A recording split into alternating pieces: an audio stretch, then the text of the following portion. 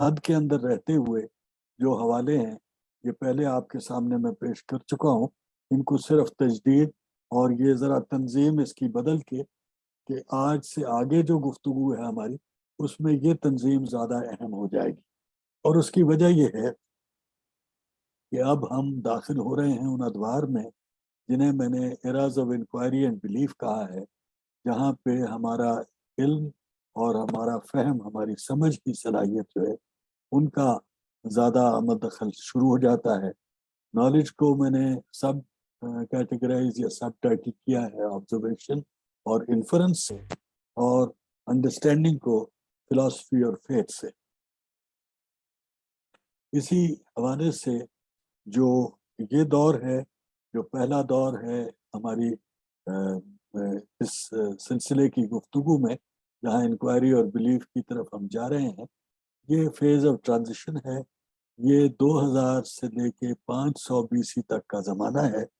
اس سے پہلے کے زمانے کے لیے میں آپ کے ساتھ اصطلاح استعمال کر چکا ہوں، پیسٹرل رورل بائنری. اور چونکہ آگے کے ادوار جو ہیں انہیں میں انکوائری اینڈ بلیف کے ادوار کے حوالے سے پری ماڈرن ٹائمز تک لے کے جاؤں گا. اور یہ دوبارہ آپ کو یاد کرا دوں کہ یہ جو مستعمل اصطلاحیں ہیں ان کو میں بیچ میں جڑ اس لیے لیتا ہوں کہ یہ حوالے ہیں جن سے آپ لوگ بہت ساری چیزوں کو جانتے ہیں، لیکن ان میں سے بہت سارے حوالے ہیں جنہیں ہم رفتہ رفتہ اس تبدیل شدہ زاویہ نگاہ سے بدل دیں گے جو کہ ہم یہاں پہ اختیار کر رہے ہیں، جس میں شزرے اور شیرازے کا حوالہ بالخصوص آپ کے سامنے رکھا ہے میں نے. تو یہ جو زمانی تنظیم ہے، یہ بھی پہلی چیز یہ ذہن میں رکھ لیجئے کہ یہ ٹرانزیشن جو ہے نہ اس کے واٹر شیڈز جو ہیں یہ کوئی ایبسولوٹ ہیں، یہ صرف بنیادی یا مرکزی اہمیت کے حوالے سے تغیر یا تبدیلی اس میں ہمیں نظر آتا ہے. جو زمان اور مکان کے حوالے ہیں وہ کوئی ایسے حوالے نہیں ہیں کہ ہم کہیں کہ فلاں زمانے میں عین آ کے یہ عمل ختم ہو گیا اور فلاں عمل شروع ہو گیا، بلکہ یہ اپروکسیمیشنز ہیں تاکہ ہمیں سمجھنے میں سہولت ہو جائے. اور یہاں جو پہلی تبدیلی اس دور میں ہمیں ملے گی 2000 اور 500 کے درمیان، وہ 3 شجروں کے نظام سے ہم بڑھ کے 4 عظیم شجروں کی شکل میں دنیا کو دیکھنا شروع کر دیں گے.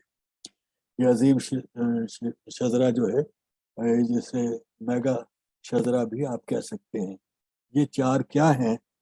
تو پہلا میگا شجرہ وہ علاقہ ہے جس میں ہم نے پہلے 3 شجرے دیکھے تھے، یعنی 3 سویلائزیشن جس کا ہم نے تذکرہ کیا تھا، ان کے علاقے کو ملا کے ہم ایک میگا شجرہ اس کو کہہ سکتے ہیں، جو مصر سے شروع کر کے ترکی کا علاقہ بھی بیچ میں شامل کر لیجئے، فرٹائل کریسنٹ کے سارے علاقے شامل کر لیجئے، اس کے درمیان میں وہ علاقے جو کریسنٹ سے نیچے ہیں اور اس سے اوپر ہیں پہاڑوں سے نیچے، وہ بھی شامل کر لیجئے، حتیٰ کہ ایران اور خطہ پاکستان تک آپ پہنچ جائیں. تو یہ مرکزی شجرہ تو وہ میگا شجرہ ہے جو پہلے 3 شجروں کی شکل میں ہم نے دیکھا تھا.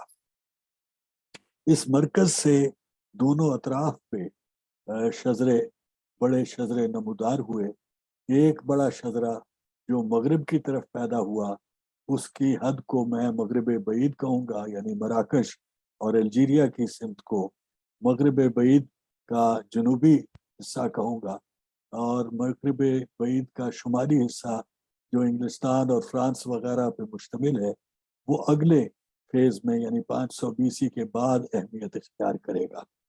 اس کے دوسری جانب جس علاقے کو آج بھی مغرب مشرق بعید کہتے ہیں، اس علاقے میں ہم داخل ہو جاتے ہیں، یعنی چین کا، اور جو چین سے جنوب کا علاقہ ہے اسے ہم مشرق بعید کے نام سے پہچانتے ہیں آج کے حوالے سے بھی، اور میں بھی اسے مشرق بعید کہوں گا کیونکہ یہ دونوں وہ بعید ترین مقامات ہیں جہاں پہ اس مرکز سے، جس مرکزی شجرے کا میں نے آپ سے ذکر کیا، ہم جا سکتے ہیں. البتہ اس مشرقی سمت میں ایک جنوب کی طرف بھی شجرہ نمودار ہوتا ہے، اور یہ وہ شجرہ ہے جس کے حوالے سے ہم نے دعویٰ کیا کہ یہ ہماری مرکزی کنٹیکسچولائزیشن اس کی ہوگی. لیکن اس میں تھوڑی سی میں وضاحت دوبارہ کر دوں. مرکزی کنٹیکسچولائزیشن فرٹائل کریسنٹ یعنی جو آپ کا مڈل ایسٹ کا علاقہ اور اس کے گرد و نواح ہے وہ بھی ہے، اور یہ جسے ہم ساؤتھ ایشیا کہتے ہیں.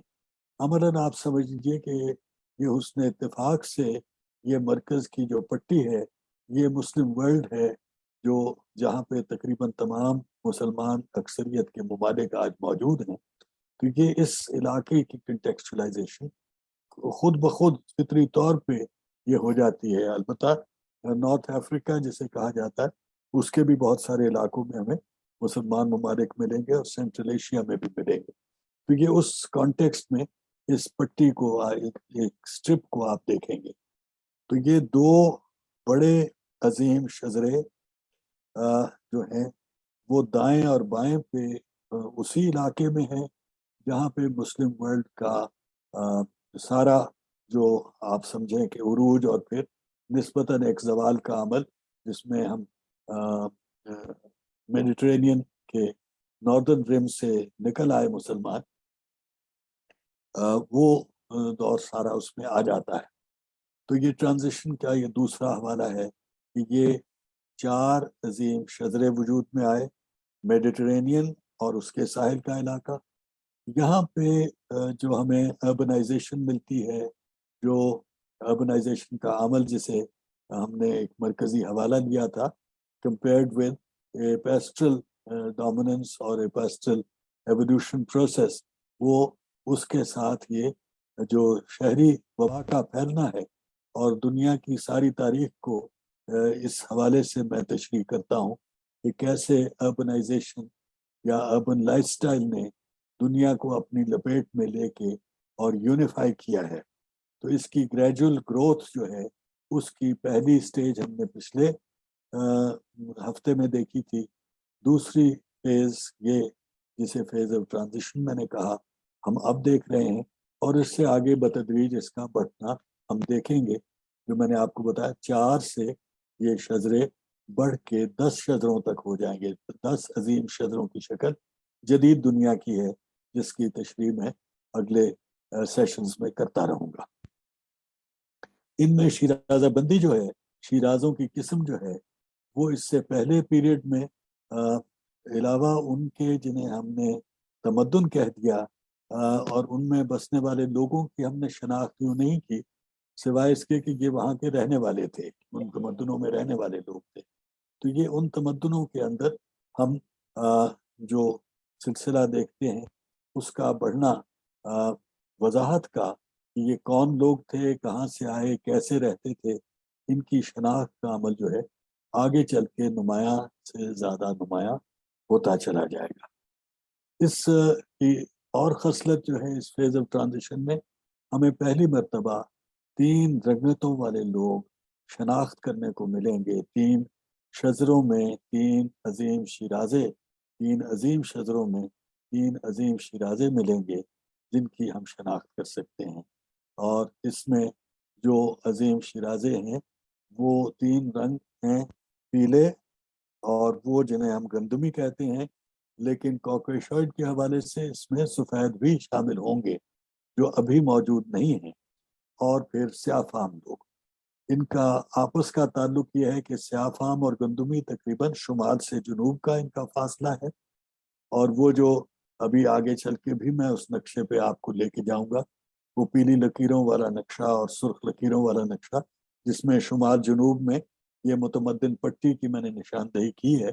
تو اس سے جنوب والے حصے میں سیاہ فام لوگ، اور اس کے مرکز میں ہمیں گندمی رنگ کے لوگ بالعموم ملیں گے. اور جو اس کا مغرب مشرق بعید کا علاقہ ہے وہاں پہ ہمیں پیلی رنگ کے لوگ ملیں گے، جنہیں پہلی سلائیڈوں میں نے مونگولائڈ کے نام سے آپ کو شناخت کروایا تھا. اور وہاں پہ بھی میں نے یہ آپ کو بتایا تھا کہ بالآخر عملاً تاریخ میں وہ جو پہلے کی رنگوں اور نسلوں کا ذکر ہے ان میں سے صرف 3 قسمیں رہ جائیں گی، سیاہ، کوکیشوئڈ اور پی لے، اور آگے چل کے کوکیشوئڈ میں ہم دو ذیلی حصے بنا دیں گے، یعنی ہم گندمی لوگ اور ہمارے سے شمال کے علاقے میں شمال مغرب کے علاقے میں سفید فام لوگ۔ اس ٹرانزیشن میں ایک اور پہلو جو ہم دیکھیں گے وہ یہ ہے کہ جو سوشل فارم ہے، جس قسم کی آبادیاں اور زندگیاں ہیں، ان کی قسمیں بہت زیادہ اس میں متفرق اقسام ہمارے سامنے آ جائیں گی، عقائد اور نظریات کے حوالے سے بھی۔ ریس اور ایتھنیسٹی اور ریس کے یہ دو لفظ جو ہیں، یہ ذرا تکلیف دہ لفظ ہیں، یہ ہمیشہ ان کی وضاحت کرنا مشکل رہتا ہے، لیکن چونکہ استعمال ہوتے ہیں اس لیے ہم ان کو استعمال کرتے رہیں گے۔ آپ بنیادی ان میں تفریق یہ سمجھ لیں کہ ریس بالعموم صرف نسل ہے، یعنی جو خون کا تعلق ہے، اور ایتھنیسٹی جو ہے وہ اس میں تہذیب کا حوالہ زیادہ نمایاں ہو جاتا ہے۔ یہ آگے چل کے مزید اس کی وضاحت ہو جائے گی کہ کیسے یہ ایتھنیسٹی جو ہے وہ دراصل شیرازہ بندی سے متعلق ہے، اور ریس جو ہے وہ فزیکل اینتھروپولوجی کے دائرے میں دیکھے جانے والے علم کے تحت ہم نے ایک حوالہ استعمال کرنا شروع کر دیا ہے۔ دلچسپ بات یہ ہے کہ ریس کا یہ حوالہ جو ہے یہ کم و بیش حضرت نوح کے زمانے سے رائج ہو گیا، جیسا کہ شاید اگلی سلائیڈ میں آپ کے سامنے ذکر آ جائے گا۔ ایپسٹمولوجی کے حوالے سے، نظام فکر کے حوالے سے بھی ہمیں اب تینوں حوالے ملنے شروع ہو جائیں گے۔ ہولسٹک پہلو تو ہم شروع سے دیکھ رہے تھے، جس میں کچھ میوٹیشن کا عمل اب ہمیں نظر آنے لگ پڑے گا، لیکن اس کے ساتھ ساتھ ہمیں اینالیٹیکل اور آرگینک ایپسٹمولوجی یعنی تجزیے کا نظام، اور جس کو میں نے عضوی یا اعضائی نظام دونوں اصطلاحیں میں استعمال کرتا ہوں، اور ان کی تشریح آگے چل کے ہو جائے گی کسی اور گفتگو میں۔ آج انشاءاللہ میں اس بحث میں آپ کو نہیں ڈالوں گا، لیکن شاید کل ہی آپ اس میں دلچسپی لیں تو بات ہو جائے گی۔ تو ان کی طرف ہم چل پڑیں گے کہ یہ ان کا سلسلہ آ جاتا ہے۔ جو یہ سلائیڈ ہے اس کی میں تشریح ذرا سرسری سی کرنا چاہتا ہوں، صرف آپ کو یہ جو تیسرا پیراگراف یہاں بن رہا ہے اس کی بات تھوڑی سی وضاحت کرنا چاہتا ہوں کہ انسانوں کی جو داخلی کیفیتیں ہیں ان میں میڈیسن یا وہ علم جو ہمارے صحت اور بیماری سے متعلق ہے، اس کا ایک سلسلہ تو انسان کو کچھ جبلت سے اور کچھ پھر ضرورت سے سیکھتے رہنا پڑا تھا، اور اس کے لیے ہم نے کچھ جڑی بوٹیاں بھی استعمال کرنی شروع کی اور بھی چیزیں کی، اور اس علم میں ہم کافی آگے تک بڑھ گئے، جو کہ خاص طور پہ ہمیں پتہ لگتا ہے ایجپٹ کے حوالے سے اور ممفیفیکیشن کا جو علم ہے اس کے حوالے سے، کہ جو ہماری فزیوگنومی کی بات ہے اس میں انسان بہت علم حاصل کر چکا تھا 3-4 ہزار قبل مسیح کے زمانے میں، لیکن جو اس کی تجسس کا مرکزی حوالہ ہے، جس فکری نظام کا مرکزی حوالہ ہے، وہ اس کی روحانی کیفیتیں، اس کی وہ کیفیتیں جو اس کے جذبے اور اس کے اس چیز کو سمجھنے کے لیے کہ آخر اس کا ذہن اور اس کا وجود یکجا ہو کے اور یکجان ہو کے کیوں چلتے ہیں اور کب تک چلتے رہتے ہیں۔ جو خارجی حوالے ہیں ان میں اسی طریقے سے جو دنیا کے ماحول کو سمجھنے کے معاملے سے ہماری تحقیق اور تجسس کا بنیادی حوالہ اس دور میں تھا، وہ mechanical potential, sources of energy اور ایکسپلویٹیشن آف میٹر کا عمل جو ہے اس میں ہم آگے بڑھ رہے تھے۔ یہ اس کی ایک وضاحت تو میں پچھلے ہفتے کی گفتگو میں بھی کر چکا ہوں، لیکن اس کی یاد دہانی آپ کو کرا دوں کہ ہم نے پیلیولتھک اور نیولتھک سے چل کے کیلکولیتھک اور پھر آئرن ایج اور اس طریقے سے یہ میٹلز کا اور میٹر کی قسموں کا، اور پھر ایک ہم سیرامک حوالہ بھی کہتے ہیں، یعنی مٹی کے برتن اور اینٹیں وغیرہ بنانے کا۔ تو یہ جو مٹیریل ہمارے فزیکل ہماری انوائرمنٹ میں چیزیں موجود تھیں ان کی ایکسپلوئٹیشن کا علم، गट को किस तरीके से इस्तेमाल किया जा सकता है, हथेलियों को, उसमें कितने पोटेंशियल हैं, तेल जो कहीं रिस के आ जाता है मिट्टी में उसको, तो ये उससे कैसे हम हासिल कर सकते हैं तवानाई। इस किस्म के बहुत सारी चीज़ें हमने अपने गिर्द के मादी कैफियत को, फिजिकल एनवायरनमेंट को एक्सप्लॉइट करने का अमल सीखने की कोशिश की, और मैकेनिकल तरीकों से उसको एक्सप्लॉइट करने के लिए, जिसमें मिसाल के तौर पे पहिए का इस्तेमाल है, या हवा का इस्तेमाल है, या पानी का इस्तेमाल है। कश्ती के लिए हमने पानी को इस्तेमाल किया, उस पे चप्पू को इस्तेमाल किया। तो इस किस्म की चीज़ें, ये मैकेनिकल पोटेंशियल को हमने एक्सप्लॉइट किया। और सोर्सेज ऑफ एनर्जी, ये ख़ास तौर पे इन दोनों को मिला के इस्तेमाल करने का हमने फन सीखा। मसलन ये कि पहले पहले इंसान के पास, जब वो पेस्टल जिंदगी भी नहीं उसने हासिल की थी, तैयार की थी, तो सिर्फ अपनी जान होती थी। जितनी तवानाई किसी शख्स में हो उतना माल उठाए, जितनी दूर तक उठा के चल सकता है उतना फासला ही तय करे। लेकिन जब उसने जानवरों को पालना शुरू कर दिया, तो इसमें जो सोर्स ऑफ एनर्जी के तौर पे एनिमल पावर को हमने इस्तेमाल किया।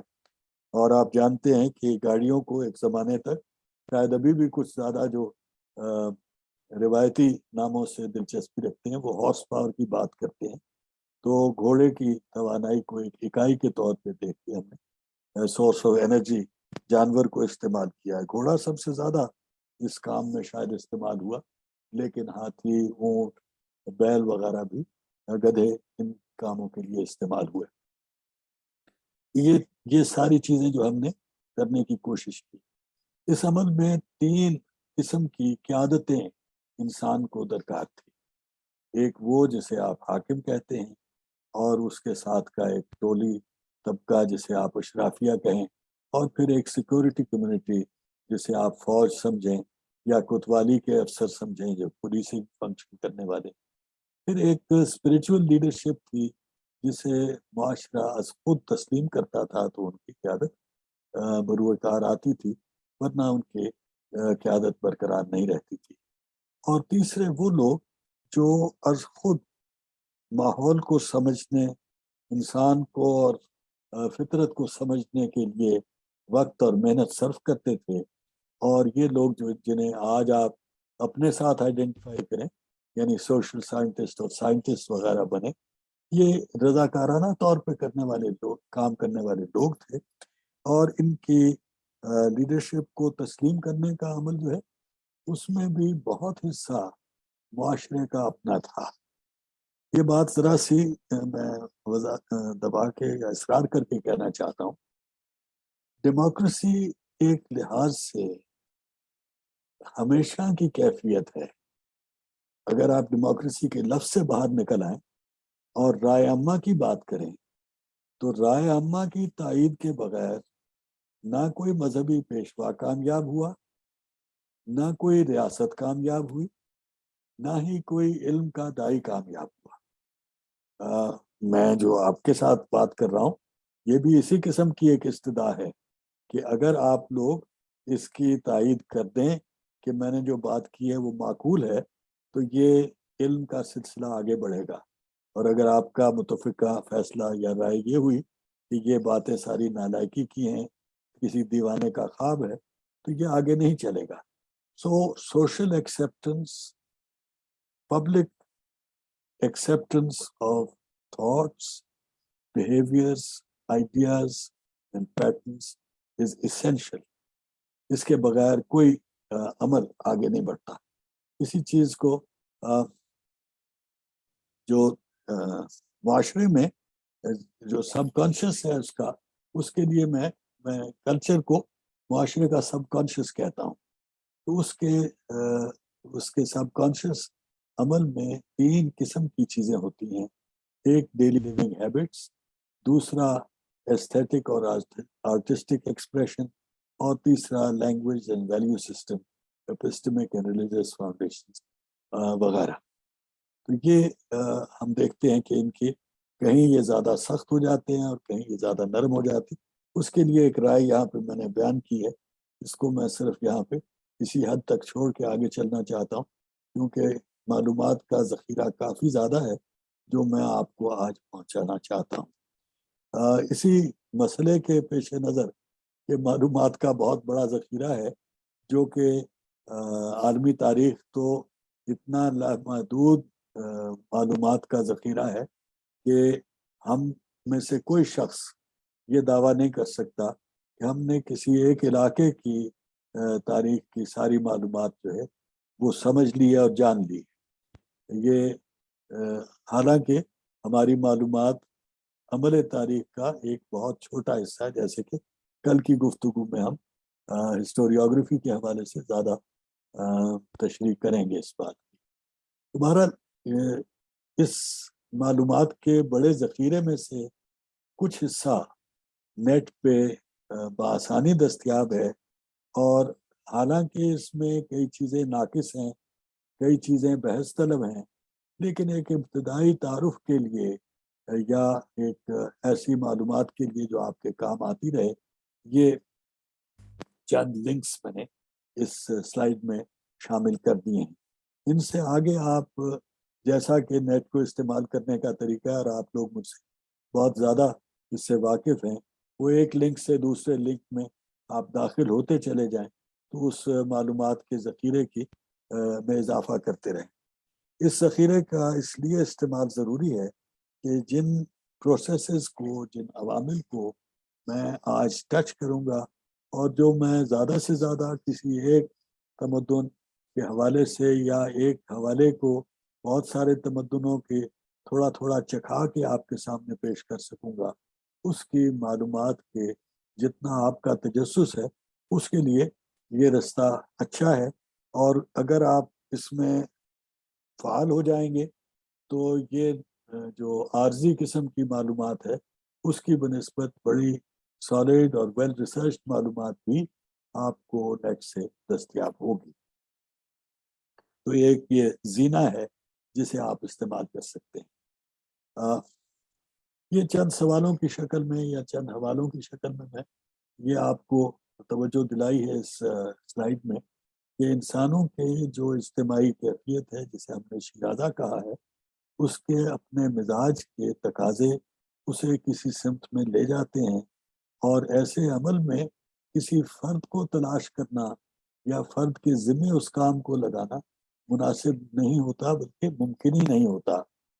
مثال کے طور پہ جو مائتھولوجی کے خدا ہیں، میں نے آپ سے کہا کہ ان کی دیوتاؤں کا، ان دیومالائی نظام کا کوئی موجد نہیں ہے۔ اس کی کسی شخص نے کسی دیوتا کا تصور پیش کیا، کسی نے کسی کا، اور وہی جو آپ سے پہلے ذکر کیا، معاشرے میں اس کی ایکسیپٹنس نے اس کو فعال بنا دیا، اس کو اہم بنا دیا، اور اس کو اس کسی دیومالائی نظام کا فرد بنا دیا۔ یہ چنانچہ پہلے معاشرہ تسلیم کرتا ہے ان چیزوں کو، پھر ریاست یا ریاست کی طرح کا کوئی مقتدر ادارہ، اور پھر وہ اس کے تحفظ کا بیڑا اٹھا لے، تو پھر اس میں کئی قسم کے معاملات آ جاتے ہیں جو انڈورسمنٹ اور انفورسمنٹ کے یا ویلیڈیشن کے ایشوز اس میں آ سکتے ہیں۔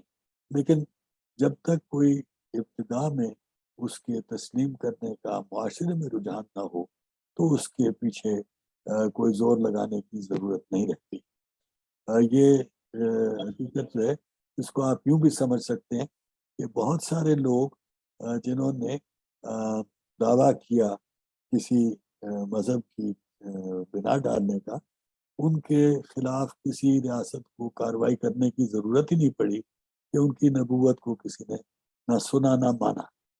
لیکن جیسے حضرت عیسیٰ کے ساتھ ہوا، یا کچھ یہودی پیغمبروں کے حوالے میں ہمیں پتہ لگتا ہے، بنی اسرائیل کے پاس جانے والے پیغمبروں کے بارے میں ہمیں پتہ لگتا ہے کہ معاشرے نے ہی ان کی بے حقانی کے لیے ان کو قتل کرنے یا ان کو جھٹلانے کا جو ہے کام کیا۔ تو یہ اس طریقے سے انڈورسمنٹ جو ہے وہ جب تک معاشرے کی طرف سے نہ ہو تو اس کے پنپنے کا سوال ہی نہیں پیدا ہوتا۔ اب میں آپ کو اس نقشے کی طرف لے چلوں جو شروع میں بھی میں نے تھوڑا سا آپ سے ذکر کیا، اور یہ یہاں پہ جو میں آج آپ سے یہ بات کر رہا ہوں یہ ہمارے کام آئے گی گفتگو اگلے سارے سیشنز کے دوران، کیونکہ یہ جو پیسٹرل رورل بائنری کی میں نے آپ سے بات کی، وہ یہ نقشہ دکھاتے ہوئے بھی میں نے آپ کو بتایا تھا کہ یہ علاقہ جو ہے یہ رورل پیداوار کے لیے دنیا کے مناسب خطوں میں شامل ہے۔ اس سے شمال کے علاقے میں، زیادہ شمال میں بالخصوص، یہ تو ممکن ہی نہیں ہے، یہاں پہ زراعت نہ ہونے کے برابر ہوتی ہے، منجمد ہے زمین اتنی۔ یہ علاقے جو ہیں ان میں بھی کچھ سردی کی وجہ سے اور کچھ جو زمین کی حید کی وجہ سے یہاں پہ غلہ بانی زیادہ ممکن ہے غلہ بانی کی بنسبت۔ چنانچہ یہ غلہ بانوں کے گڑھ کا علاقہ ہے۔ اسے آپ یوں سمجھ سکتے ہیں کہ یہ سرچشمہ ہے غلہ بانی کا۔ یہاں پہ زیادہ ایولیوشن ہے پیسٹرل زندگی کی اور اس کی اس خصلت کی کہ وہ مقتدر کیسے ہو اور وہ اس رورل خطے کے ساتھ کیسے تعلق قائم کرے۔ اس سے اوپر کے اس علاقے میں یہاں پہ بھی پیسٹرل زندگی تھی، لیکن یہ والا حصہ جو ہے کوئی زیادہ اس میں ایسا مقام نہیں تھا جہاں پہ قیام کیا جا سکے۔ چنانچہ جب یہاں سے یہ غلہ بان نکلتے تھے اور اکثر جاتے یہیں سے تھے، تو وہ یہاں جا کے کہیں اپنا پڑاؤ کرتے تھے۔ یہ سلاوک علاقے ہیں اور پھر یہ اسکینڈینیویا کا بالٹک کا علاقہ ہے، اور یہ پھر نارتھ یورپ میں آپ کے جو نارڈک لوگوں کے یا ڈینش لوگوں کے جو وائکنگز وغیرہ کے حوالے سے ہم پہچانتے جن کو، ان کے لیے یہ علاقہ بنا۔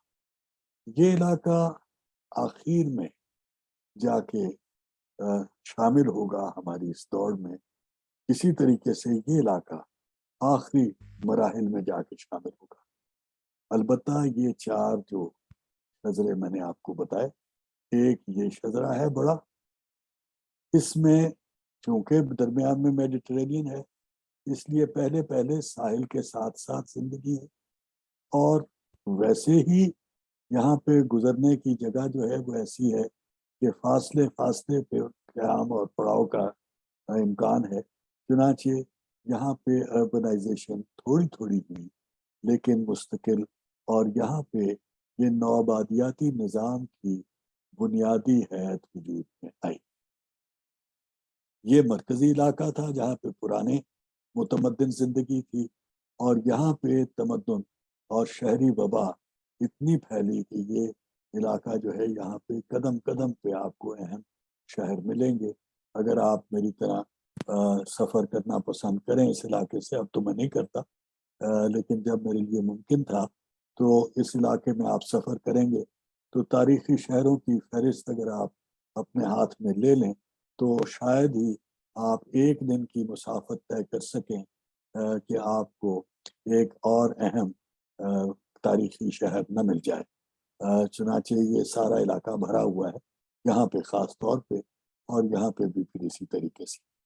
اور یہاں پہ اس طرح جو ہم دیکھتے ہیں وہ شہری زندگی کی وبا آہستہ آہستہ پھیلی، اور کے پھیلاؤ میں کافی سستی رہی شروع کے زمانے میں، جس کا یہاں پہ خانہ بدوش غلہ بان آریہ جو ہیں انہوں نے تقریباً 1000 سال تک اس طرح کی ہی زندگی گزاری جو غلہ بانی زندگی ہے، اور اسی وجہ سے یہاں پہ ہم دیکھتے ہیں کہ وہ 500 قبل مسیح کے تھوڑی دیر پہلے ہی یہاں سے وہ عہد ختم ہوتی ہے جسے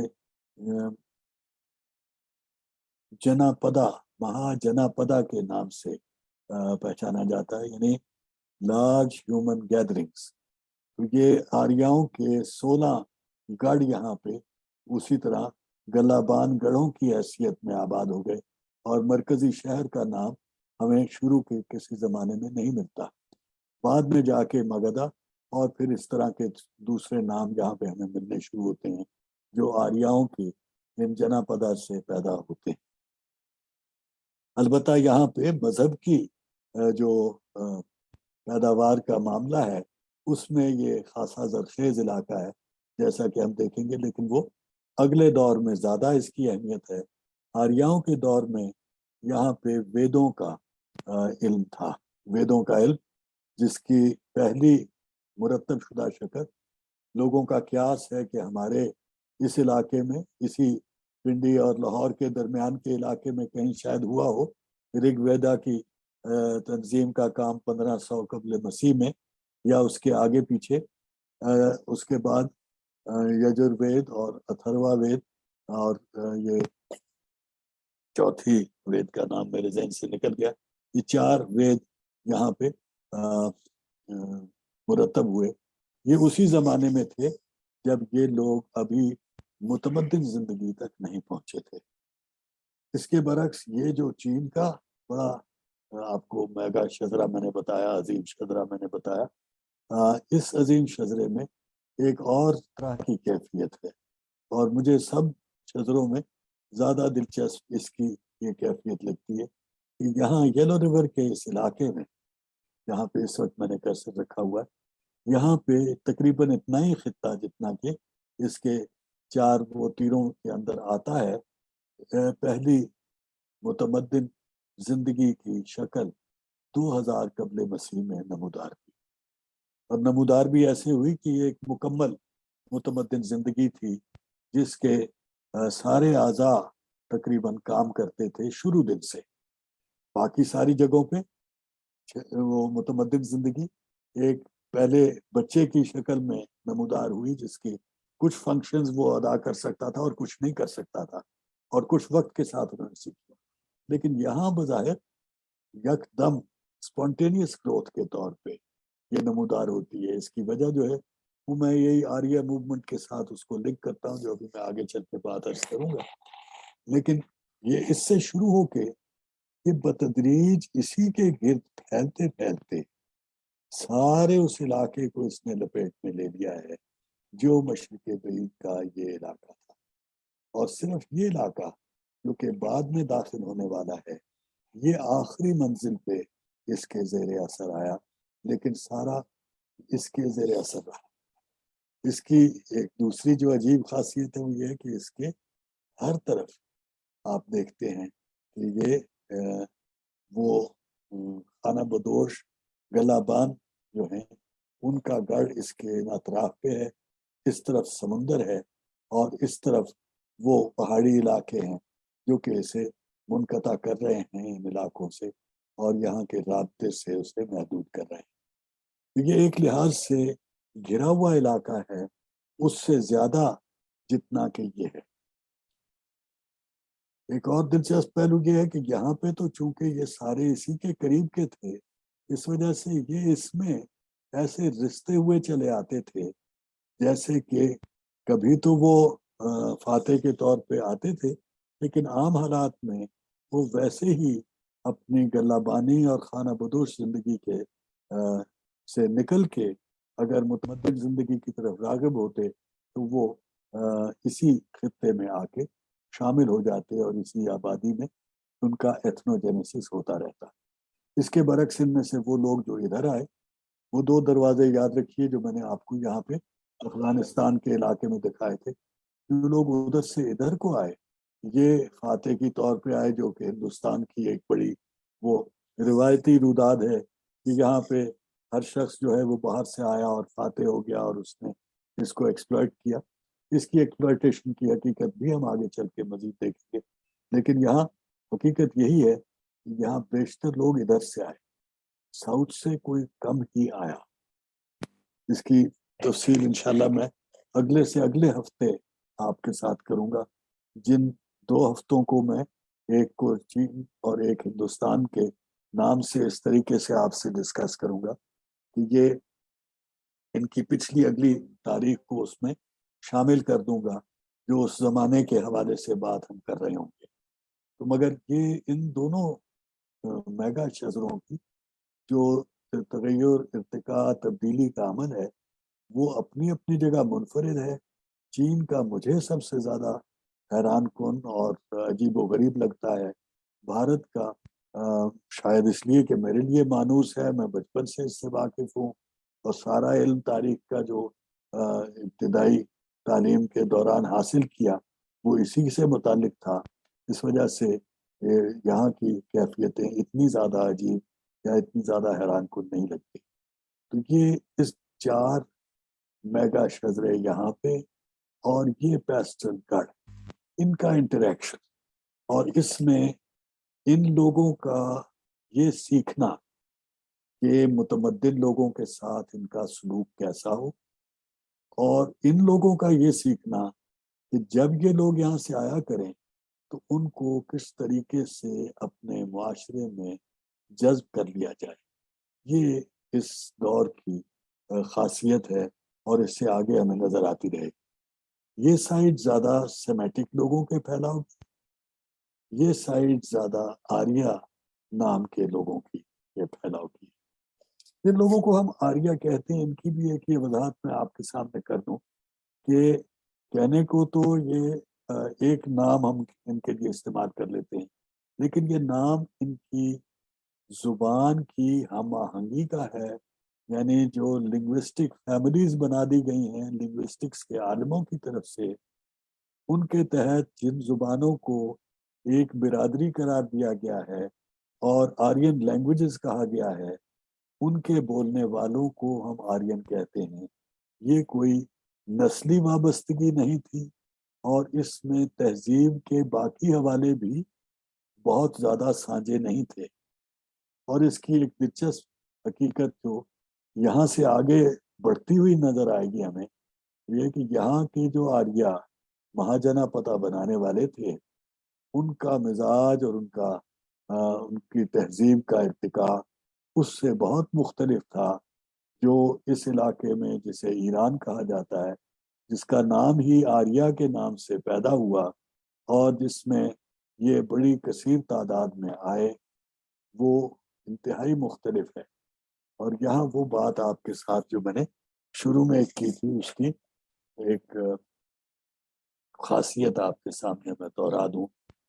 جہاں پہلے ایک طریقہ زندگی کا ایجاد اور دریافت ہو جائے اور رائج اور راسخ ہو جائے، وہاں اس میں آنے والا ہر عنصر کسی نہ کسی حد تک اس رنگ سے متاثر ہوتا ہے. بیبلون کی یہ تہذیب جو کہ سومر سے شروع ہوئی تھی، اس کے اوپر سومیرین رنگ جو ہے وہ حاوی تھا. لیکن جب وہ بابل کے اوپر والے اکاد والے حصے میں اور پھر نینوا تک جا کے اسیرینز کے اور ہٹائٹس کے حوالے سے یہاں پہ آبادی ہوئی، تو اس میں اثرات ان کے داخل ہوتے چلے گئے، ان کے رنگ بھی اس میں شامل ہوئے. اور یہی وجہ ہے کہ آپ کو شط العرب میں کویت اور اس سے اوپر عراق اور اس سے اوپر ترکی کے علاقے مل جائیں. یہ مزاج کی تبدیلی اور فرق جو ہے، یہ اوور لیز ہیں. ایک رنگ کے اوپر دوسرا رنگ چڑھتا ہے اور اس کے اندر پیدا ہونے والی کیفیتیں جو ہیں وہ بڑھتے بڑھتے ایک اپنا تاثر بنا لیتی. اسی طریقے سے یہاں پہ جہاں پہ یہ آریاؤں کا مہاجنا پدا کے علاقے ہیں، یہ اڑیسہ اور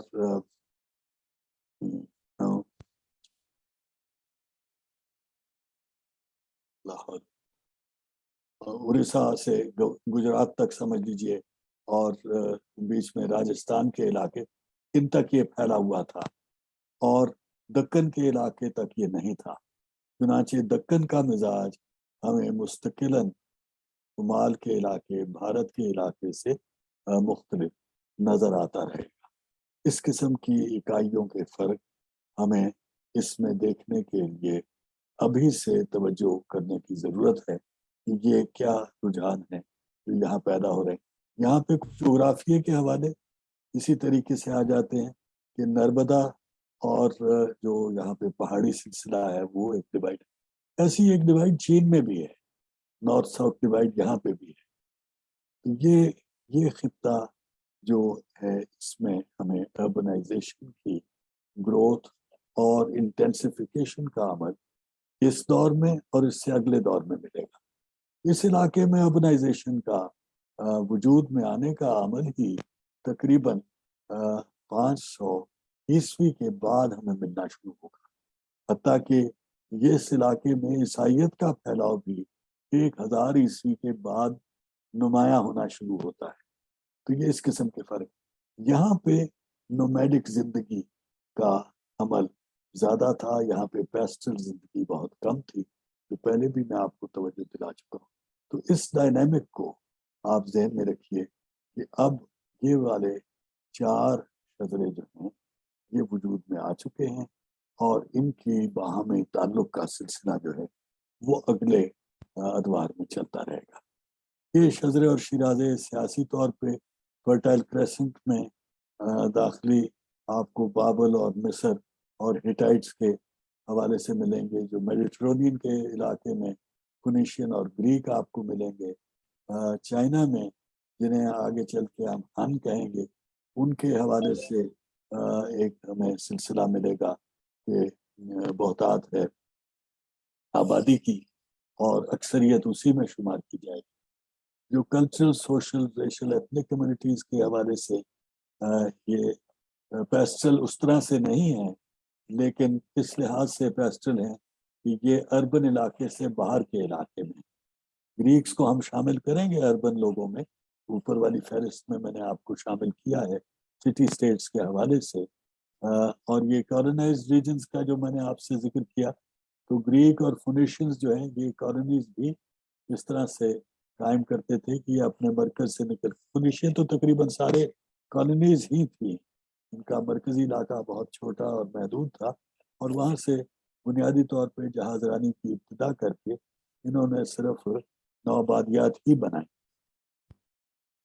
लेकिन दूसरी ऐसे कौमें और कबीले हमें मिल जाते हैं। केल्टिक का नाम बिलखुसूस ये आप उस इलाके में आप तलाश करेंगे जिन्हें आप आज यूरोप कहते हैं, या साउथ यूरोप से, लैटिन इलाकों से नॉर्थ, रोमन एम्पायर से नॉर्थ के इलाके में, ग्रीक से नॉर्थ के इलाके में। स्काइथियन जो है वो आपको कॉकेशियस और इस तरीके से जो हिमालय तक का इलाका है वहाँ पे फैली हुई ये आबादियाँ मिलेंगी जिनको स्काइथियन कहा गया।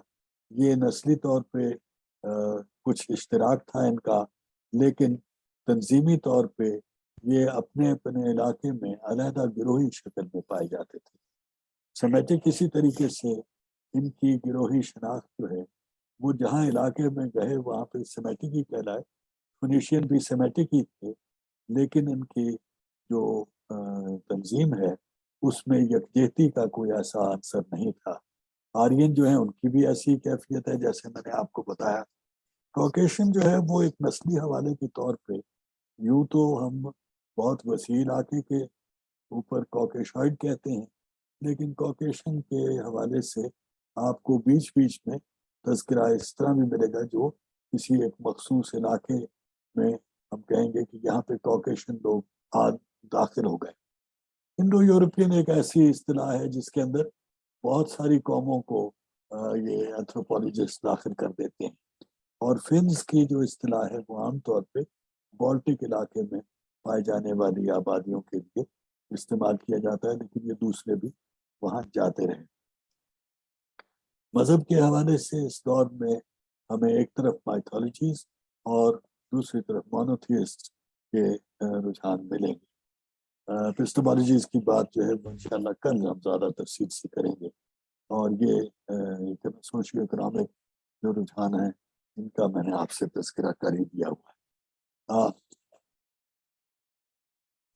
जो नोमैडिक और पेस्टल जिंदगी का फर्क है उसके हवाले से ये बात, पेस्टल में अब कम अज कम 2 किस्में आप अलग अलग कर दीजिए। एक वो जिनके जानवर सवारी के लिए ज्यादा सूदमंद नहीं थे।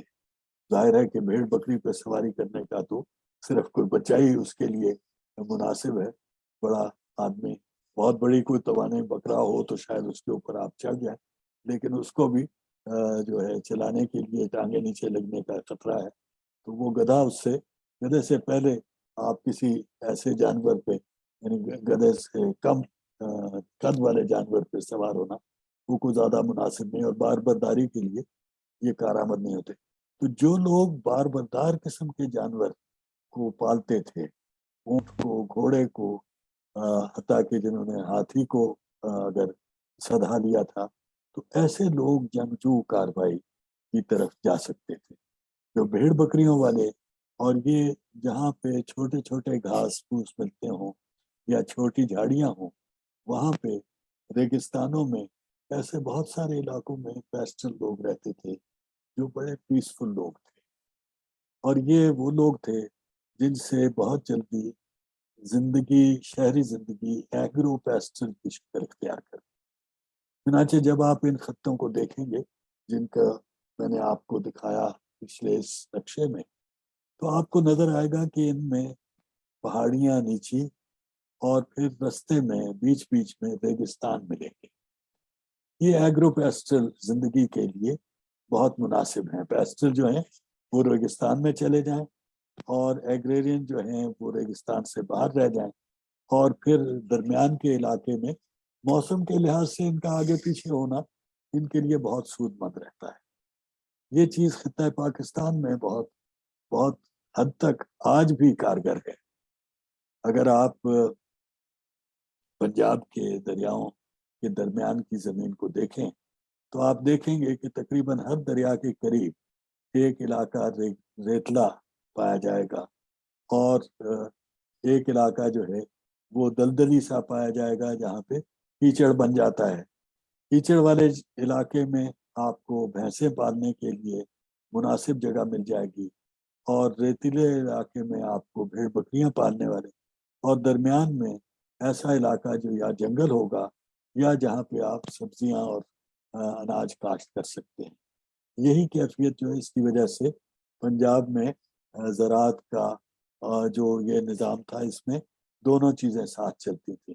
اسی طریقے سے کے پی کے حوالے سے آپ دیکھیں گے کہ وہاں پہ بھیڑ بکریوں کا پالنا جو ہے وہ آج بھی بڑا آسان ہے، اور یہ وہاں کی بڑی پیداوار ہے۔ پشاور کے جو گوشت کے کھانے ہیں ان کا ایک اہم سبب یہی ہے کہ وہاں پہ بھیڑ بکری کی جو پیداوار ہے وہ ایسی ہے کہ اسے مین ڈائٹ میں استعمال کیا جا سکتا ہے۔ تو اس قسم کے پہلو جو ہیں وہ اس خطے میں پائے جاتے تھے، اور اسی کے مطابق یہ سوشیو اکنامک شجرے اور شیرازے جو ہیں وہ وجود میں آ جاتے تھے۔ یہ جو ایک علاقہ ایک اکائی کی شکل اختیار کرتا تھا، اس کی ایک بات میں پہلے آپ سے کر آیا ہوں، اور یہاں پہ اسی بات کا دوسرا رخ آپ کے سامنے میں پیش کرنا چاہتا ہوں، اور وہ میں پہلے کی بات میں بھی اس کا تھوڑا سا اشارہ آپ کو دے چکا ہوں کہ جیسے ہم نے سومر اور اکاد کا حوالہ لیا، ویسے ہم نے مصر کی بڑھتی ہوئی ریاست کا حوالہ لیا تھا، ویسے ہی آپ جب موریہ دور میں داخل ہو جائیں گے یا اس سے پہلے مگدھا کی ریاست کو دیکھیں گے، تو آپ کو یہ نظر آئے گا کہ ایک چھوٹی ریاست سے بڑھ کے جب بڑی ریاست وجود میں آتی ہے، یا بڑی ریاست کے ٹکڑے ہوتے ہیں اور اس سے چھوٹی ریاستیں وجود میں آ جاتی ہیں، جیسا کہ ہمیں میڈس کی ریاست میں، ہیٹائٹس کی ریاست میں ملے گا، سیرینز کی ریاست میں ملے گا۔ یہ ریاستیں پہلے پھیلی پھر سکڑ گئیں۔ تو جب یہ پہلے پھیلتی تھیں اور جب یہ پھر بعد میں سکڑتی تھیں، تو جو علاقے پہلے ان کے زیر انتظام آتے تھے اور بعد میں ان کے زیر انتظام نہیں رہتے تھے، وہاں پہ جب کوئی اور منتظم داخل ہو جاتا تھا تو یہ 2-3 رنگ کی چھاپ اس خطے میں پیدا ہو جاتی تھی، اور یہ جو چھاپ کا سلسلہ ہے اس کا صرف تعلق اس علاقے کی چھاپ سے نہیں ہے، بلکہ جو اوور آل سائز ہے شیرازے کا اور شجرے کا جس کے اوپر وہ شیرازہ پھیل گیا ہے، یہ اثر انداز ہوگا۔ آج میں صرف اس بات کو توجہ کے لیے آپ کے سامنے رکھ رہا ہوں، لیکن اس کی زیادہ تفصیلی گفتگو ہم انشاءاللہ اس زمانے میں کریں گے جب 500 عیسوی کے بعد ہم دیکھیں گے کہ یہ عمل کیسے رونما ہوا، اور ریاستوں کی حیت اور ان میں ہونے والے عمل جو ہیں ان کے بارے میں تاریخ کی معلومات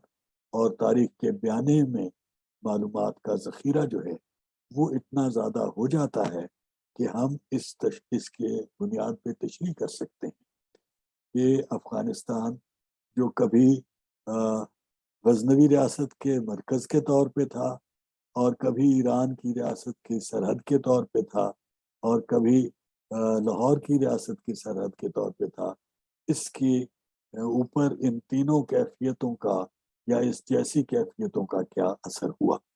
تو اس چیز کی طرف ہم اگلی کسی محفل میں زیادہ چلیں گے. اس میں اس سلائیڈ میں جو باقی ساری چیزیں ہیں وہ میں آپ کے پڑھنے کے لیے صرف چھوڑ دیتا ہوں. اگر سوال جواب میں آپ اس کی طرف چلنا چاہیں گے تو ہم مزید بات کر لیں گے. لیکن جو ایڈمنسٹریٹو یونٹی اور آئیڈیاز ٹرانسینڈنگ دا شدرا والا جو آخری بلٹ ہے، اس کی طرف میں آپ کی توجہ تھوڑی سی دلانا چاہتا ہوں کہ یہ اس یکجہتی میں جو تین میں نے مثالیں آپ کو نسبتاً جدید دور کی دی ہیں، ایسی ہی پرانے دور میں ہٹائٹس کے حوالے سے آپ کو ملیں گی. اسی طریقے سے اسیرینز کے حوالے سے آپ کو ملیں گی. بیبلونین، اسی بیس کے اوپر کتنے علاقے پہ اسیرینز نے حکومت کی، کتنے علاقے پہ ایلامائٹ نے حکومت کی، کتنے علاقے پہ اگلے دور میں ایران کی ریاست قائم ہوگی، کتنے علاقے پہ اس کے بعد سکندر اعظم کا اقتدار ہوگا. یہ ساری چیزیں ہم اگلے گفتگو میں مزید ان کی مثالیں دیکھیں گے. تو جو ایڈمنسٹریٹو یونٹی اسی زمانے میں قائم کی جاتی ہے کسی شجرے میں، اور اس کے شیرازہ بندی اس کے اندر جو ہے، اس کے اوپر اس کا اثر ان لوگوں کے مزاج، ان کے فکری نظام اور ان کے معمولات پہ آ جاتا ہے. یہ پرانی سلائیڈ جو ہے، اس کا آپ نے اگر نوٹ کیا ہو تو یہ ساری معلومات میں نے اڑا دی ہے اس میں سے، یہ بتانے کے لیے کہ یہ والا علاقہ ہے جس پہ ہم آج کی گفتگو میں کانسنٹریٹ کرتے رہے ہیں. میں کوشش کروں گا اگر مجھ سے ہو سکا اگلے ہفتے کے دوران، اگلے سیشن کی تیاری کے علاوہ، مجھ سے مشکل ہوتا ہے اب، لیکن میں کوشش کروں گا کہ ایک فہرست آپ کے لیے ٹائپ کر دوں کچھ حقائق اور واقعات کی. تو اگر آپ ان کو اپنے جو نیٹ سے آپ تلاش کریں گے یا کسی اور ماخذ سے اس میں شامل کریں تو آپ اس میں دیکھ سکیں گے کہ کون سی چیزیں جو ہیں وہ اس زمانے میں پیدا ہوئیں اور استعمال ہوئیں انسانوں کے نظام میں. اگلے دور میں ہم انشاءاللہ یہاں سے بات کو شروع کریں گے. یہ 500 BC سے اگلا حصہ جو ہے اس میں یہاں پہ یہ لوگ زیادہ نمایاں ہونا شروع ہوں گے. یہ وہ لسانی اثر کا نقشہ ہے. یہ پہلے بھی میں نے آپ کو دکھایا تھا اور پہلے بھی اس بات کی توجہ دلائی تھی کہ اربن سے پیسٹرل علاقے میں مذہب، زبان، تہذیب، اس قسم کی چیزیں جاتی ہیں، اور جنگ کے طریقے جو ہیں وہ شمال سے جنوب کی طرف آتے ہیں. اس کو یہ عمل بہت پرانا ہے. یہ جس دور کی تاریخ میں نے آپ سے ڈسکس نہیں کی اس زمانے میں بھی ہمیں بھارت کے علاقے میں نظر آتا ہے. جو دو طرح کے ٹولز ہیں، اور یہ اس دور میں بھی ہم دیکھیں گے. یہاں پہ یہ ٹولز کی پیداوار ہے، اور یہاں پہ جو ہے وہ ویپنز کی پیداوار. یہ جنگجو لوگ ہیں، یہ ایجاد کرتے ہیں ویپنز. یہ ہنرمند لوگ ہیں اور یہ ایجاد کرتے ہیں ٹولز. جو پیلیولتھک زمانہ ہے اس میں دو طرح کے پتھر کی چیزیں بنائی جاتی تھی. ایک جنہیں چاپنگ کہتے تھے جو اس علاقے میں تھیں، اور یہ ٹولز کی قسمیں تھیں، یعنی افغانستان اور پاکستان کے علاقے میں یہ، اور سینٹرل ایشیا کے علاقوں میں یہاں پہ یہ جو پتھر ہے اس کو ٹولز کے لیے استعمال کیا گیا. اور یہاں پہ جو لوگ تھے، خواہ ان کو آپ ڈریویڈین کہیں یا جو مرضی آپ نام پسند کریں، جو متفرق نام آپ کے سامنے آئیں گے نیٹ میں بھی اور کتابوں میں بھی، وہ یہ لوگ جو ہیں انہوں نے دوسری طرح کے چیز بنائی اسی پتھر سے، یا پتھر کی قسم میں کوئی فرق تھا تو اس مختلف پتھر سے، جو ایچولین کہلاتے ہیں یا ہینڈ ایکس. اصطلاح ہے، اس میں فرق کیا ہوتا ہے؟ یہ بات تھوڑی سی میں اس کی وضاحت کرتا ہوں جو 2-1 منٹ میں اور لینا چاہتا ہوں آپ کے ساتھ. ابھی 3-4 سلائیڈز بھی میرے پاس رہتی ہیں تو میں کوشش کرتا ہوں اس کو جلدی سمیٹ لوں. بنیادی فرق جو ہے ٹول میں اور ویپن میں وہ یہ کہ ویپن 2 دھارا ہوتا ہے، یعنی اس کی جو جیسے چھری ہے تو چھری کی ویسے تو ایک ہی طرف چونچ ہوتی ہے، لیکن جس طرف چونچ ہوتی ہے وہ دونوں چیزیں جو ہیں وہ برابر کی یوں ملتی ہیں آ کے تو وہ چھری بن جاتی ہے. اور جو ایک طرف سے سیدھی اور ایک طرف سے ٹیڑھی ہو اس طریقے سے وہ اوزار بن جاتی ہے. جیسا کہ رندہ ہے، جیسا کہ آپ کو لکڑی کو کھودنے کے لیے استعمال کرتے ہیں، تو آپ کے اگر کسی بڑھئی کے پاس یا کسی لوہار کے پاس چلے جائیں گے تو عام طور پہ آپ کو ایک طرف دھار والی اور ایک طرف پلین ملے گی. پیچکس اس سے مختلف ہے. پیچکس ایک ایسی چیز ہے جس کے دونوں طرف وہ اترائی ہوتی ہے، دھار مل کے بنتی ہے، اور وہ اوزار میں شامل ہے نہ کہ ہتھیار میں. ویسے تو ہتھیار کے طور پہ بھی استعمال کیا جا سکتا ہے لیکن اصل مقصد اس کا نہیں ہے. تو بالعموم ہتھیار جو ہیں ان کی دھار ایک طرف ہو رہی ہوتی ہے اور دوسری طرف جو ہے وہ اس لیول پہ ہوتی ہے جس پہ وہ چیز چپٹی شکل میں پائی جاتی تھی. اور جو ہتھیار ہے اس کے دونوں طرف جو تلوار ہے اس کے دونوں طرف اترائی ہوتی ہے یا وہ بالکل چونچدار ہوتی ہے جس طرح کے فوائل کی طرح کی تلوار ہوا کرتی تھی. بہرحال یہ سفر جو ہے علوم و فنون کا اور صلاحیتوں کا، اس میں یہ تعلق بھی آپ کو نظر آتا رہے گا جو ان علاقوں میں آپ دیکھ سکتے ہیں. یہ فہرستیں اصل میں ان علاقوں کی اور ان چیزوں کی جو میں نے آپ کو بتایا. اب مثلا یہ آریہ لوگ جو ہیں ان کے اڑیسہ سے افغانستان تک پھیلاؤ ہمارے خطہ پاکستان میں ہے. یہاں پہ منڈا قبائل نام کی کچھ چیز شاید پہلے سے موجود تھی اور مہاجنا پدا جو ہے وہ انہوں نے آ کے بنائے. یلو ریور کی وادی میں چائنا کے ابھرنے کا سلسلہ ہے. فرٹائل کریسنٹ میں آنے والے نام اسیرین، ہٹائٹ، ہیبرو، بنی اسرائیل آ جاتے ہیں. نارتھ ایسٹ میڈیٹرینین کے ایگین کے علاقے میں مینوئن اور مائسینین، کریٹ کے مینوئن گریس اور مائسینین، مینوئن کریٹ اور مائسینین گریس کے اور گریکس کے اور ٹروجنز کے جو ہیں متمدن علاقے ہمیں ملتے ہیں. میڈیٹرینین کے سارے ساحل کے ساتھ ساتھ فونیشین ملتے ہیں. یونان میں سٹی سٹیٹس اور پھر روم اور کارتھیج کی ریپبلکس ہیں.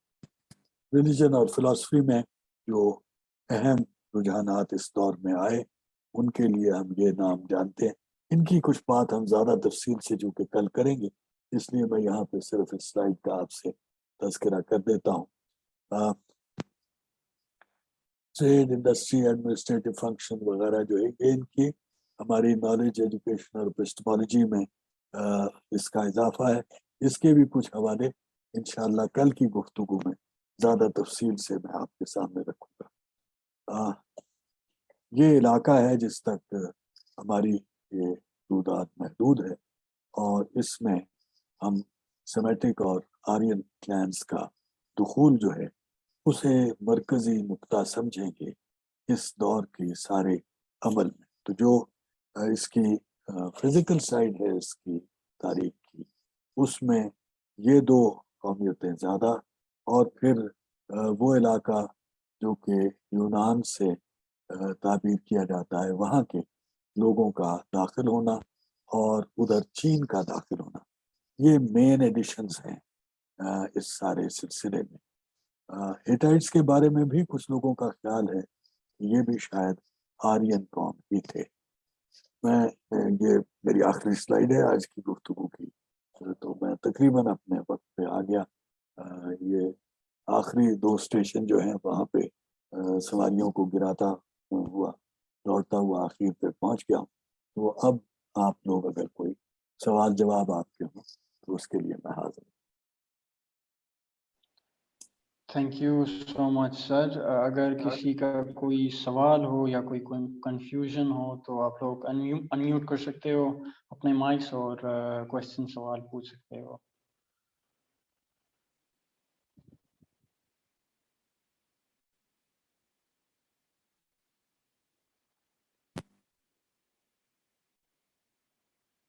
کسی کا کوئی سوال؟ جی آمنہ. السلام علیکم سر. ایک تو یہ کہ میں کوئی پرابلم تھی, I couldn't log in sign in, تھوڑا لیٹ ہوئی ہوں, لیکن میں جہاں سے میں نے جوائن کیا ہے آپ کو, مجھے صرف آپ یہ کہہ رہے تھے کہ یہ جو یلو ریور ہے اس کے پاس جو سویلائزیشن ہے وہ ایک دم سے ایمرج ہوئی ہے, مطلب باقی جگہوں پہ اس کا ارتقاء کا ایک عمل تھا, لیکن یہ اس ایریا میں ایک دم سے وہ ایمرج ہوئی ہے. اور پھر ابھی آپ نے یہ کہا کہ یہ ایریاز جو ایسے ہیں جہاں پہ ہتھیار ڈیولپ ہوئے ہیں, اور یہ جو انڈیا کے اس طرف, افغانستان کے اس طرف والا, افغانستان والا جو ایریا ہے یہاں پہ اوزار ہوئے ہیں. تو سر یہ جو اب سویلائزیشن اگر یہاں پہ مرج ہوئی ہے, اور پھر یہ جنگجو ہے جو کہ منگولیا میں آگے وہ نظر بھی آتا ہے ابھی تک بہت بات میں بھی, لیکن سر یہ سویلائزیشن پھر یہ اس طرح جنگ کے ذریعے آگے تک آئی ہے پورا جو یلو ریور آپ, اور یہ جب یہاں پہ پھیلے ہیں تو یہ جب اوزار والے علاقوں میں آئے ہیں تو وہاں پہ پھر اتنی وہ ڈسٹرکشن تو وہ اس طرح نہیں نظر آتی ہے سر. اب دیکھیں, ایک تو تھوڑا سا جیسے آپ نے فرمایا نا, کچھ تھوڑا سا آپ نے مس کیا ہے, تھوڑا سا میں شاید دوڑ زیادہ لگا رہا تھا. یہ نقشہ انفارچونیٹلی چھوٹا میں دکھا رہا تھا آپ کو. پچھلے جو گفتگو ہے اس کی سلائیڈز میں آپ اس نقشے کے جو وہ ٹکڑے میں نے علیحدہ علیحدہ کیے ہیں اس کی طرف اگر توجہ کریں تو آپ کو تھوڑا سا یہ جو عمل میں بتا رہا ہوں اس کی وضاحت ہو جائے گی. مگر میں دہرا دیتا ہوں اس بات کو کیونکہ یہ اچھی بات ہے کہ اس کی وضاحت ہو جائے. پہلی بات تو یہ کہ جو میں نے اوزار ہتھیار کا علاقہ بتایا ہے وہ چین سے باہر ہے, یعنی جو ملیٹنٹ لوگ ہیں وہ اس چائنا کے یلو ریور کے مرکز سے بہت دور کے لوگ.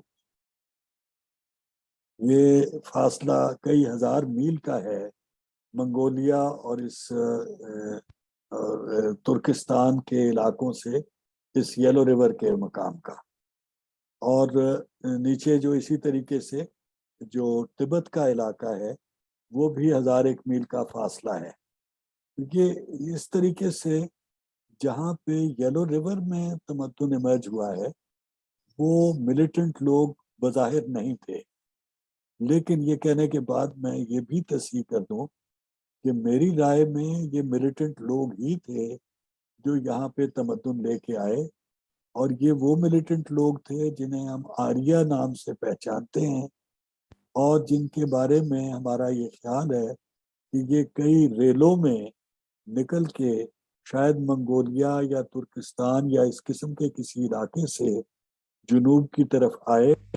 اور میرا یہ نظریہ ہے کہ یہاں سے واپس جانے والے لوگ جو مڈل ایسٹ میں, خاص طور پہ عراق کے علاقے میں, بیبلون کے علاقے میں جو تمدن سیکھ کے گئے وہ لے کے چائنا میں گئے. اس وجہ سے وہ جب بطور تمدن وجود میں آیا تو وہ ایک اسپونٹینیس گروتھ کی شکل میں نظر آتا ہے. اس کے اندر تنظیمی اعضاء کے ارتقاء کی وہ منزلیں نہیں ہیں جو ہمیں بیبلون کے علاقے میں ملتی ہیں. دوسرا جو اوزار ہتھیار کی تقسیم میں نے بھارت کے اور دکن کے حوالے سے بتائی ہے وہ اس کے ریورس میں ہے, یعنی اوزار ہتھیار جو ہیں وہ اوزار تھے نارتھ والے حصے میں اور ہتھیار تھے ساؤتھ والے حصے میں. یہ بات جاننے کے بعد تمدن کی پہلی سیڑھی جو آپ یہ سمجھ لیجئے کہ بالعموم ہمیں ملتی ہے وہ ایگریرین ہوتی ہے. خاص طور پہ یہ 500 قبل مسیح تک کی بیشتر جو سویلائزیشنز آپ کو ملیں گی ان کی ابتدائی جو प्रोडक्शन और कंजम्पशन फंक्शन है उसकी बुनियाद एग्रीकल्चर पे होगी, लेकिन जल्द ही उसके फाते गिरोह ऐसे लोग आ जाएंगे जिनकी प्रोडक्शन फंक्शन जो है वो पेस्ट्रल होगी, यानी वो गलाबान लोग होंगे न कि गलाबान।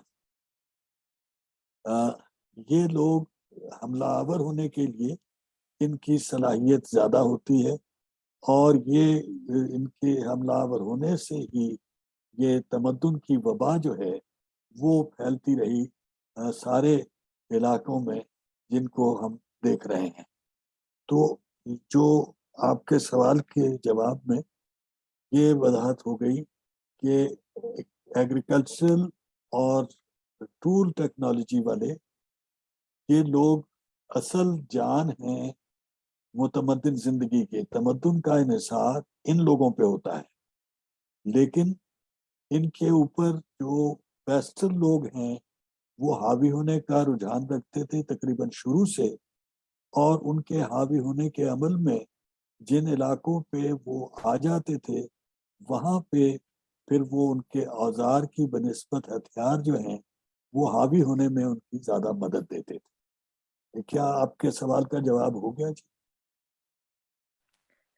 जी सर, थैंक यू। मैं एक्चुअली इसे थोड़ा डिटेल में अभी इसके बाद देखूंगी, तो कल फिर कोई और सवाल होगा तो फिर बिल्कुल, मैं जरूर जरूर। Thank you. बहुत शुक्रिया, जज़ाकल्लाह सर। फराज साहब, यू कैन अनम्यूट, आप अनम्यूट कर सकते हो और you can ask your question. Ji sir, आवाज आ रही है? जी बिल्कुल आ रही। सर मेरा जो सवाल है वो आपका एक छोटा सा आपके कमेंट से ही रिलेटेड है, लेकिन चूंकि मुझे उससे जरा ज्यादा दिलचस्पी है और मैं जानना चाहता हूँ, वो आपका जो जमहूरियत और जो राय आमा के हवाले से जो एक ये आपने जो एक बात कही कि जी जो जमहूरियत का तस्वुर हमारा जो जदीदियत से मॉडर्निटी से वाबस्ता है, और हम ये, और मैं भी चूंकि मुगल हुकूमत के साथ जरा ज्यादा दिलचस्पी रखता हूँ, तो ये जानना चाहता हूँ कि यानी पब्लिक ओपिनियन का जो रोल है वो हम खासतौर पे मिडीवल पीरियड में जो या एंशिएंट पीरियड के जो हुक्मरान हैं उनके हवाले से किस तरह कह सकते हैं। हमें कुछ ज्यादा सोर्सेस के अंदर उसके हवाले से कुछ ज्यादा मटेरियल नहीं मिलता। हमें ये साबित करना एज मिडिवल स्टूडेंट के तौर पर, मिडिवलिज्म के स्टूडेंट के तौर पर ये मुश्किल लगता है कि हम ये कहें कि जी कोई बादशाह जो है ना वो एक अवामी ताईद से जो है ना वो बादशाह बना, या उसकी जो फैसले हैं उसके अंदर राय आमा का किरदार किस हद तक है। जो मैं खासतौर पे इस हवाले से कि शायद ये आगे भी, चूंकि खासतौर पे जब आप बाद में 500 के बाद वाले पीरियड में आएंगे तो ये इशू बहुत ज्यादा अहमियत रखेगा, आ जाएगा। तो मैं इस हवाले से जरूर चाहता था कि आपकी राय लूं। अच्छा, मैं अब थोड़ा सा डाइग्रेशन अपनी बढ़ा दूंगा क्योंकि ये सवाल मेरा ख्याल है बहुत अहम है, और इसकी वजाहत जो मैं करना चाहता हूँ वो थोड़ी फालतू गुफ्तगू के बगैर मैं कर नहीं सकूंगा।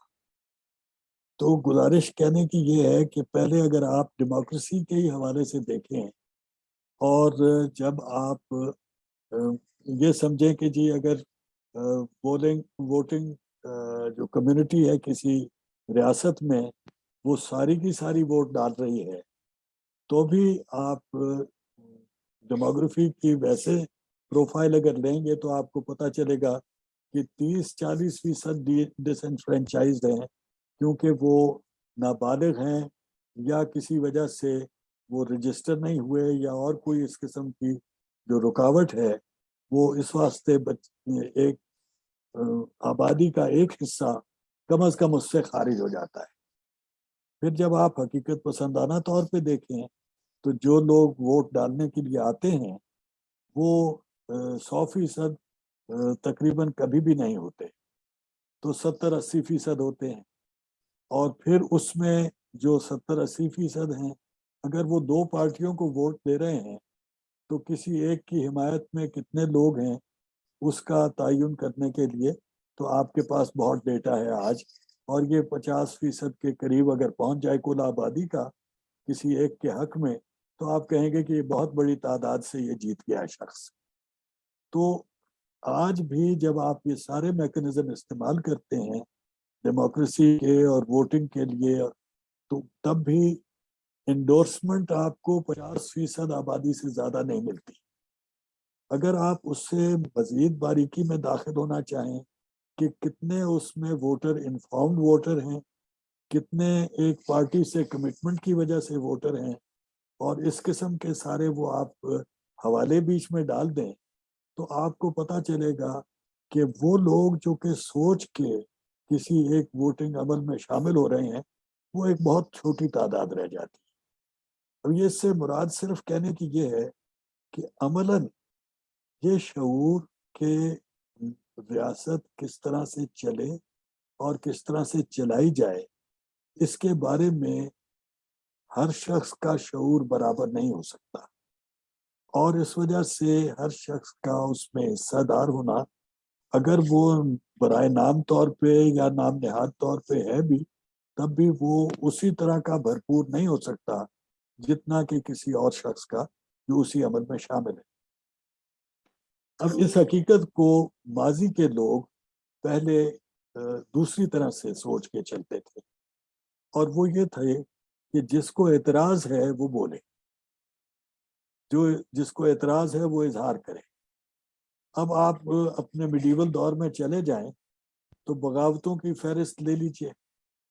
میں نے طبقات سلاطین دہلی میں اسی کو حوالہ بنایا ہے، اور ایک جو public opinion in pre modern times کے عنوان سے بھی میں نے ایک مضمون لکھا ہے، اس میں بھی میں نے یہ جو پروٹیسٹ ہے وہ ایک حوالہ ہے۔ اب آپ اس کو اسلام کے حوالے سے جب لے آئیں گے تو جس جگہ پہ کسی نے دوسرے کا اقتدار ماننے سے انکار کیا، وہاں خطبہ بدل گیا۔ تو خطبہ ایک اظہار کا طریقہ تھا انڈورسمنٹ کا، جو جمعے کے جمعے آپ سمجھ لیں کہ ہر دفعہ ووٹنگ ہو جاتی ہے، again not the entire population, مگر وہ آبادی کا ایک حصہ جو ہے وہ اظہار رائے کر دیتا ہے کہ ہم تو اس کی حکومت مان رہے ہیں، اور جب اس کے خلاف احتجاج نہیں ہوتا، جب اس کی تردید نہیں ہوتی، تو ہم مان لیتے ہیں کہ یہ اقتدار اس کا مانا گیا ہے۔ تو یہ اس قسم کے واقعات جو ہیں، اس قسم کے معاملات جو ہیں، ان کے حوالے سے اس چیز کا تعین کرنا کہ کون اس عمل میں شامل ہے، کون اس کی تائید کر رہا ہے اور کون مخالف ہے۔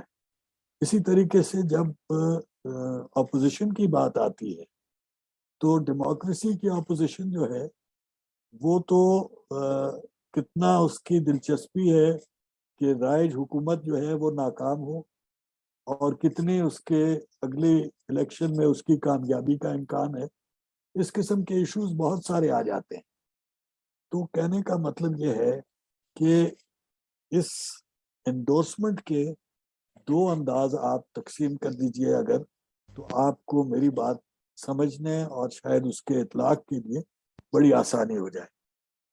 ایک ہے ڈائریکٹ اینڈ پازیٹیو انڈورسمنٹ، ایک ہے انڈائریکٹ اینڈ پیسو اور پرہیپس سائلنٹ انڈورسمنٹ، جس میں آپ کسی چیز کو ایکسیپٹ کر کے اس کو کرتے ہیں۔ اب اس کی ایک بہت دلچسپ چیز جو ہے وہ جو آرٹیفیشل کرنسی کے ایکسپیریمنٹس ہیں میڈیول دور میں، وہ بہت دلچسپ ہیں۔ اس لحاظ سے لوگوں نے تسلیم کرنے سے انکار کر دیا ایک کرنسی کو جو کہ حاکم نے رائج کی، حاکم کو گھٹنے ٹیکنے پڑ گئے۔ یہ بار بار ہم دیکھیں گے اس قسم کے عمل۔ تو جو انڈورسمنٹ ہے، اور یہ جو میں نے آپ کو پولیٹیکل انڈورسمنٹ کے علاوہ سارے حوالے بتائے، ان میں بھی ایسا ہی۔ داتا گنج بخش کو ہم داتا گنج بخش کہتے ہیں، کسی کمیٹی نے بیٹھ کے، کسی بورڈ نے ان کو انٹرویو کر کے داتا گنج بخش نہیں بنایا۔ کسی کو ہم نے غوث مانا، کسی کو ہم نے ولی مانا، کسی کو ہم نے داتا کہا، کبھی کسی کو ہم نے وہ جو ہے، اب ہم نے मोइनुद्दीन चिश्ती को ख्वाजा कह दिया। ये जो टाइटल्स हैं ये कोई पॉलिटिकल टाइटल्स नहीं है, किसी स्टेट ने नहीं दिए, ये पब्लिकली एंडोर्स टाइटल्स हैं। तो social expression takes many forms, the silent or accepted form of where you do not resist or protest, that is the most effective form. और जो उसके अलावा है, जब आपको एतराज होता है तो फिर आपको उसके एहतजाज का तरीका बनाते हैं, और उससे आप अपने आप को जो है वो कामयाब या नाकाम बनाते हैं। तो मैं इस चीज को across the board, not just political but social values, religious values, जब तक मक्का के मुशरिक और अरब के मुशरिक और मुनाफिक जो हैं और वो सारे तस्लीम नहीं उन्होंने किया, तब तक इस्लाम का जो फैलाव है वो रिस्ट्रिक्टेड था और उसकी तादाद उतनी ही चलती रही। वो आप परसिस्ट कर सकते हैं अपने आइडिया को, अपनी राय को आगे बढ़ाने के लिए।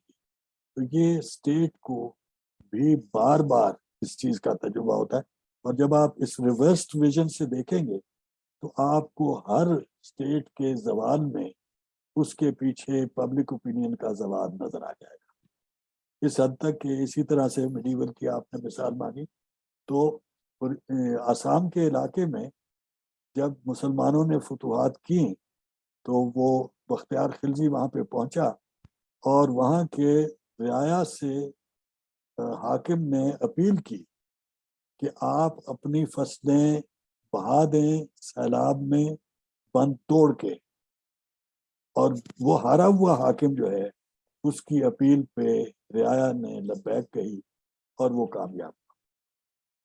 यही चीज जो है अगर आप हिंदुस्तान में ले जाएं तो आप क्रॉमवेल साहब से पूछें, बॉनी प्रिंस चार्ली की कहानी से पूछें, ये सब जगह आपको ये नजर आएगा।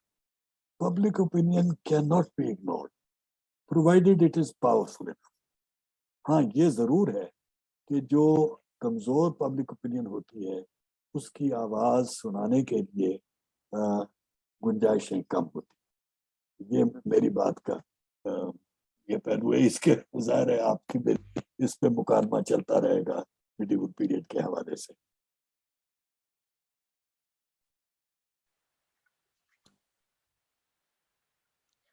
अस्सलाम वालेकुम सर। जी, इरफान शिबा इरफान। यहाँ। अस्सलाम वालेकुम सर। जी सर 3 मार्च को हम लोग मेन लाइब्रेरी में थे, लैंग्वेज कल्चर एंड इंपीरियलिज्म के नाम से सेमिनार हो रहा था। तो जी डॉक्टर शाहजेब ने वहाँ पे कुछ चीजें कोट की, वो क्योंकि आपको पता है कि वो सराइकी स्पीकिंग है, उनका अपना जो लैंग्वेज है, जो मदर लैंग्वेज है, उसमें उन्होंने बात की, तो उन्होंने आपका हवाला दिया हमें वहाँ पे। ये और किस हवाला क्या बात हुई जी? सॉरी। ये जो हम लोग तारीख को पढ़ रहे हैं, तारीख के हर जी जी पर्सपेक्टिव को पढ़ जी रहे हैं, जिसमें आपने जी औजारों की बात की, दरख्तों जी की बात की, एग्रीकल्चर की, ज़राअत जिसे हम कह रहे हैं, जी हर चीज़ जी के बारे में आप हमें बहुत अच्छे तरीके से बता रहे हैं। तो मैं हिस्ट्री की स्टूडेंट हूँ, तो हमने पहले ऐसा कुछ नहीं कभी पढ़ा था, जिस तरह आप जी पढ़ा रहे हैं हमें, जिस तरह आप हमें हर एक-एक चीज़ समझा रहे हैं। तो वो इतना अच्छा लगा। ये 3 मार्च की बात आपको बता रही हूँ, तो आज आपने उसी तरह औजारों की बात की और एग्रीकल्चर पे हम जानवरों की बात कर रहे हैं। तो उन्होंने एक सराइकी के एक कोई शायर हैं, महमूद जी जी। कलंदरी साहब, तो अच्छा जी उनका हवाला दिया, उनका एक शेर भी बताया, हमें सुनाया बहुत अच्छे तरीके से। उन्होंने जी कहा कि किसी ने उनसे पूछा महमूद कलंदरी से कि क्या जी क्या आप पढ़े लिखे हैं? तो उनका इतना खूबसूरत जवाब था कि उन्होंने कहा, अगर जे पढ़ना लिखना ना ए अलिफ बे ते दा ते मैं अनपढ़ हाँ। ठीक। अगर तालीम टालियां लालियां ते वसेब नू समझन दा ना ते असा पीएचडी। तो हाँ मुझे इतनी ठीक। खुशी हुई कि ये कितनी खूबसूरत बात है कि आप हमें वो चीजें एक-एक चीज हमें समझा रहे हैं। आपका बहुत शुक्रिया, अल्लाह ताला आपको सलामत रखे। ये बहुत अच्छी चीज है। थैंक और यू। इसके लिए आप हमें हमारी लोकल किताबें जिसमें हमें ये वाले अल्फाज का पता चले, जो हमारे अपने लोकल अल्फाज हैं, जिनसे हमें मोहब्बत है, मगर हमें उस तरह किताबों में नहीं मिलते। तो काइंडली हाँ आप हमें कोई ऐसी चीजें, ऐसी किताबें भी बताया करें कि हम वो किताब पढ़ सकें, वहां से ये अल्फाज उठा सकें कि अपनी रेगुलर जो रूटीन में जो हमारे अल्फाज होते हैं हम उसमें इनका इस्तेमाल कर सकें। बहुत बेटा शुक्रिया। इसके लिए आप हमारे मुल्क की शायरी पढ़ें, जी जी यहाँ पे आपको हर इलाके की शायरी मिल जाएगी। जी, अच्छा जी हाँ, क्योंकि ये चीज जो है ये अंग्रेजी की किताबों में तो ना होने के बराबर होगी, जी बिल्कुल और जी उर्दू की किताबें अगर आप पढ़ेंगी तो कुछ मिलेंगी, जी लेकिन वहाँ पे भी क्योंकि हमारे मौजूआत जिद्दत की तरफ ज्यादा जाते हैं जी तो जी ये हवाले हमारे गुम हो जाते हैं। जी फिर बिल्कुल हमें कौमियत का एक ऐसा एहसास दिलाया गया है जिसमें हमें डरा दिया जाता है कि अगर आपने अपनी जुबान को इस्तेमाल किया तो आप कौमी यकजहती से कोई लड़ाई कर रहे हैं। जी ऐसा नहीं है। हकीकत ये है कि हमारी कौम की खूबसूरती यही है, और हम में से हर शख्स 3-3 4-4 जुबानें अल्हम्दुलिल्लाह बोलता है, जी और हमारी जिंदगी में 5-6 जुबानें किसी न किसी हवाले से दाखिल होती हैं। अरबी के हवाले से, अंग्रेजी के हवाले से, उर्दू के हवाले से, तो हम हर वक्त ही यानी जुबानों की जद में रहते हैं। और फिर जो आपकी मादरी जुबान है वो इजाफा हो गई। अगर आप किसी भी ऐसे इलाके में रहते हैं जहाँ पे करीब दूसरी जुबान बोली जाती है, और तकरीबन हमारे हर इलाके में ऐसे है, तो वो आप 4-5 जुबानों तक तो सीधे ही पहुंच जाते हैं ना। तो लेकिन लोगों से मिले, वही जो आपने उस शायर की बात बताई वो 100% है कि आप वसेब को समझें, वसेब में रह के अपनी रहतल को समझें, लोगों के साथ मिल के। ये इस तरह से नहीं इसको समझा जा सकेगा। ठीक है जी, बाकी हम कोशिश अपनी अपनी जारी रखेंगे। शुक्रिया। जी बहुत शुक्रिया। शिबा इरफान, अगर आप वो जो कोड जो शायर का वो अगर उर्दू में ट्रांसलेट करें तो हमें भी आइडिया हो, क्योंकि यू कैन। सर उसके बारे में उसको उर्दू में अगर हम ट्रांसलेट करते हैं तो महमूद कलंदरी साहब का जो वो सराइकी हैं उसको उर्दू में देख रहे हैं तो वो कहते हैं कि अगर पढ़ना लिखना अलिफ बे का सिर्फ नाम है तो फिर मैं जो हूँ वो अनपढ़ हूँ। अगर अगर इसी इल्म को इसी तालीम को कहते हैं कि मैं दरख्तों का इल्म जानता हूँ, जानवरों का इल्म, जिसमें दरख्तों का नाम उन्होंने लिया है। टाली हमारे यहाँ एक दरख्त होता है बड़ा खूबसूरत सा, मतलब छांव के लिए इस्तेमाल होता है। गाँव में ये बहुत सारा दरख्त होता है। लालियां जिसको हम लोग, ये हमारे पास एक छोटा सा परिंदा है, चिड़िया से थोड़ा सा बड़ा होता है इसका। और वसेब सोसाइटी के बारे में वो कह रहे हैं कि अगर इसको पढ़ना लिखना मैं जानता हूँ तो फिर मैं जो हूँ वो पीएचडी हूँ। मुआशरे के बारे में वो बात कर रहे हैं। ठीक ठीक, जी थैंक यू। शुक्रिया। आमना, आप सवाल कर। सर मैं फराज साहब सर की बात को जरा थोड़ा सा पीछे ले जाना चाहूंगी कि ये जब हम सिविलाइजेशन की बात करते हैं अक्रॉस ये येलो रिवर, या चले हम उस उधर ये सुमेरियन और इजिप्शियन की बात करते हैं, तो यहाँ पे तो सर जो हुक्मरान होता था उसको देवता मानते थे।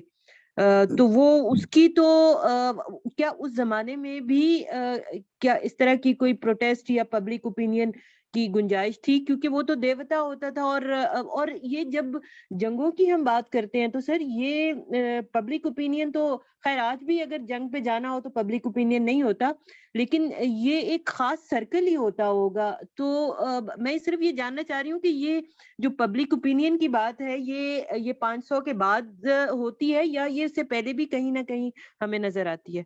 शुक्रिया।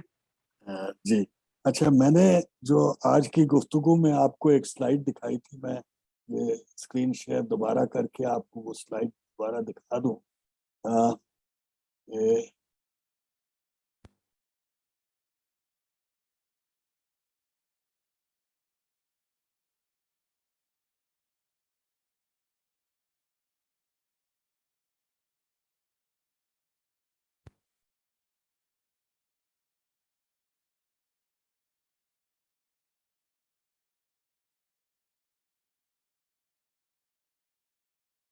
ये जो स्लाइड है इसमें आप देखिए, मैंने आपको जैसे ये बताया कि who invented the mythological God's. تو پہلا سوال یہیں سے شروع کر لیجئے کہ آخر جس گروہ نے کہا کہ یہ دیوتا ہے اس کی بات لوگوں نے مانی کیوں؟ اگر ہم یہ مان لیں کہ جی اس کے پاس فوج تھی اور اس وجہ سے وہ ان کو منوانے میں کامیاب ہو گیا، تو نقل مکانی تو اس زمانے میں بڑی آسان تھی نا. اس زمانے میں تو ویزا نہیں لگوانا پڑتا تھا. جس کو وہ میتھولوجیکل گاڈ نہ پسند آتا، اس کو یہ خواہش نہ ہوتی کہ میں اس کو دیوتا مانوں، تو وہ چھوڑ کے چلا جاتا. ٹھیک ہے.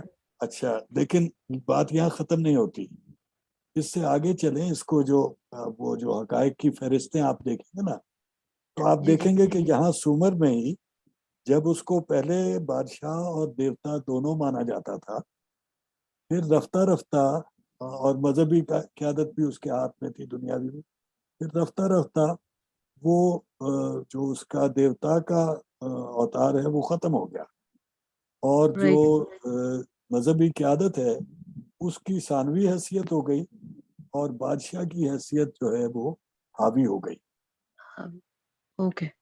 تو یہ مطلب یہ ٹرانزیشن کیوں ہو گئی؟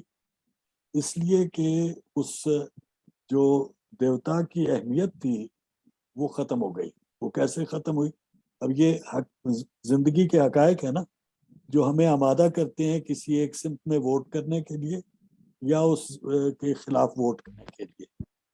اگر مجھے تجارت کی خواہش ہے اور ایک حاکم جو ووٹ مانگنے آ گیا ہے وہ کہتا ہے کہ میں تجارت کو فروغ دوں گا، تو پھر تو میں اس کے ساتھ ہوں. اگر وہ کہتا ہے میں تجارت کو کم کروں گا اور زراعت کو فروغ دوں گا، تو میں تو اس کی مخالفت کروں گا نا، آج بھی ووٹ اس کے خلاف ڈالوں گا. جب یہ سومر کی ریاست میں جو ایگریکلچر پروڈیوس ہے وہ ناکافی ہونے لگ پڑا، اور یہ پتہ لگا کہ ہم اپنی خوراک کی ضرورت صرف تبھی پوری کر سکیں گے جب ہم جنگ کر کے کسی علاقے میں حاوی ہوں گے. تو وہ جو دیوتا کی حیثیت تھی اور جو مذہبی پیشوا کی حیثیت تھی وہ ریلیگیٹ ہو گئی. اچھا، یہ اس کے بالکل الٹ عمل ہوا کشتری اور برہمن کے ساتھ. جب کشتریوں نے آ کے ہندوستان کو فتح کیا، بھارت میں مہاجنا پدا بنایا آریاؤں نے آ کے، اس وقت ان کی قیادت آریہ کر رہے تھے. It was a primary group, اور جو ان کے پادری تھے، ان کے پریسٹ تھے، ان کے رشی تھے، وہ ایک ثانوی حیثیت تھی ان کی، جو ان کے مذہبی پیشوا تھے. جب انہوں نے فتح کر لیا تو اب سویلین پاپولیشن کو کنٹرول کرنے کے لیے ملٹری اسٹرینتھ کی وہ ضرورت نہیں رہی، تو یہ الٹ ہو گئے ان کے رولز. یہ ہے وہ جو میں آپ سے بات کہہ رہا ہوں نا کہ worldly authority of religion was first accepted by society then by state. ٹھیک ہے جی. اچھا، جب وہ اسٹیٹ نے انڈورس کر دیا پھر وہ انفورس کرنے کی کوشش کرے گا، لیکن جب وہ انفورس کرنے کی صلاحیت اس کی کب ختم ہو جائے گی؟ جب پاپولر سپورٹ اس کے پاس سے ختم ہو جائے گی. All transitions in history are either because the rulers realized that their benefit was in something else and responded to the public need rather than waiting for their public demand. اور یہ رجحان جو ہے یہ ایران میں اور چائنا میں بالخصوص ہمیں ان کی اسٹیٹ کے سارے سسٹمز میں نظر آئے گا.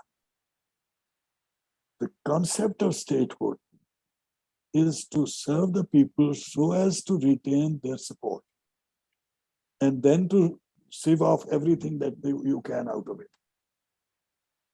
تو یہ جو عمل ہے، اسی لیے میں نے کہا آپ اگر کامیابی کو بنیاد بنا لیں نا کہ کون سی چیز کب تبدیل ہوئی اور اس کی وجہ تلاش کرنے لگے، تو اس کے پیچھے ضرور آپ کو نظر آئے گا کہ حمایتی جس گروہ نے حمایت کرنی تھی اس کی حمایت ختم ہو گئی. اس وجہ سے وہ پولیٹیکل ڈومیننس جو ہے وہ ختم ہو جاتی ہے. The historical process I'm suggesting is you look at it from the reverse perspective and try to find the forces that create a statehood rather than to find the endorsement that we expect is to be available over there. तो ये आपको Okay. सारी चीजें बदलती नजर आ जाए. नजर आ जाए. ठीक है सर, सर. एक दो चीज़ों की क्लैरिटी मैं भी चाहूँगा कि आप मुझे करा दें. सर, ये स्लाइड नंबर 12 अगर आप सर माजरत करके सर ओपन करेंगे. कौन सी स्लाइड? Slide 12 sir. 12? हाँ सर. 12 नंबर. 12 नंबर. ठीक है जी.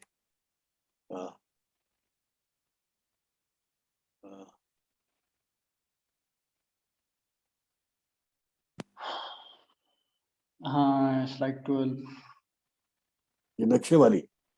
हाँ सर. हाँ, थैंक यू सर. और सर मेरा सवाल सवाल नहीं, काइंड ऑफ एक क्वेश्चन है, और मैं हवाला दूंगा सर वही जेरेड डायमंड की किताब गन्स जम्प्स एंड स्टील की, जिसमें वो कहता है कि यूरेशिया की वो development as compare to other जो सोसाइटीज़ हैं वर्ल्ड की, उसको जस्टिफिकेशन में, और उस जस्टिफिकेशन में वन ऑफ उसका जो मेन डिटर्मिनेंट है वो है कि जियोग्राफिकल डिटर्मिनिज्म. और उसमें वो बात करता है कि जो सोसाइटीज़ की ईस्ट वेस्ट जो मूवमेंट थी वो कंपैरेटिवली साजगार था, कल्चर को स्प्रेड कराने में, आइडियाज़ स्प्रेड कराने में, जो आपने खुद अभी इंडोर्स किया. और ये जो ये ग्राफ ये टू सम एक्सटेंट ये इसको डिपिक्ट भी करता है, इंडोर्स भी करता है. और as compare to east west जो नॉर्थ साउथ मूवमेंट थी सोसाइटीज़ की, वो कंपैरेटिवली डिफिकल्ट था. तो आप इस पे आपका क्या टेक है कि आप इसको इंडोर्स करते हैं कि इसके अगेंस्ट में जाते हैं? और दूसरी बात sir,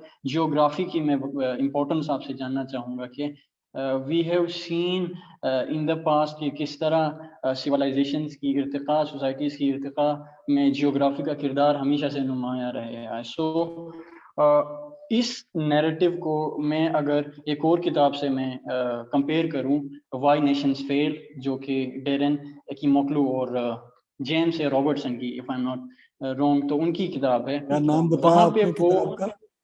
Y Nations fail sir. One Y Nations fail. Y Nations fail. ठीक है. Yes sir.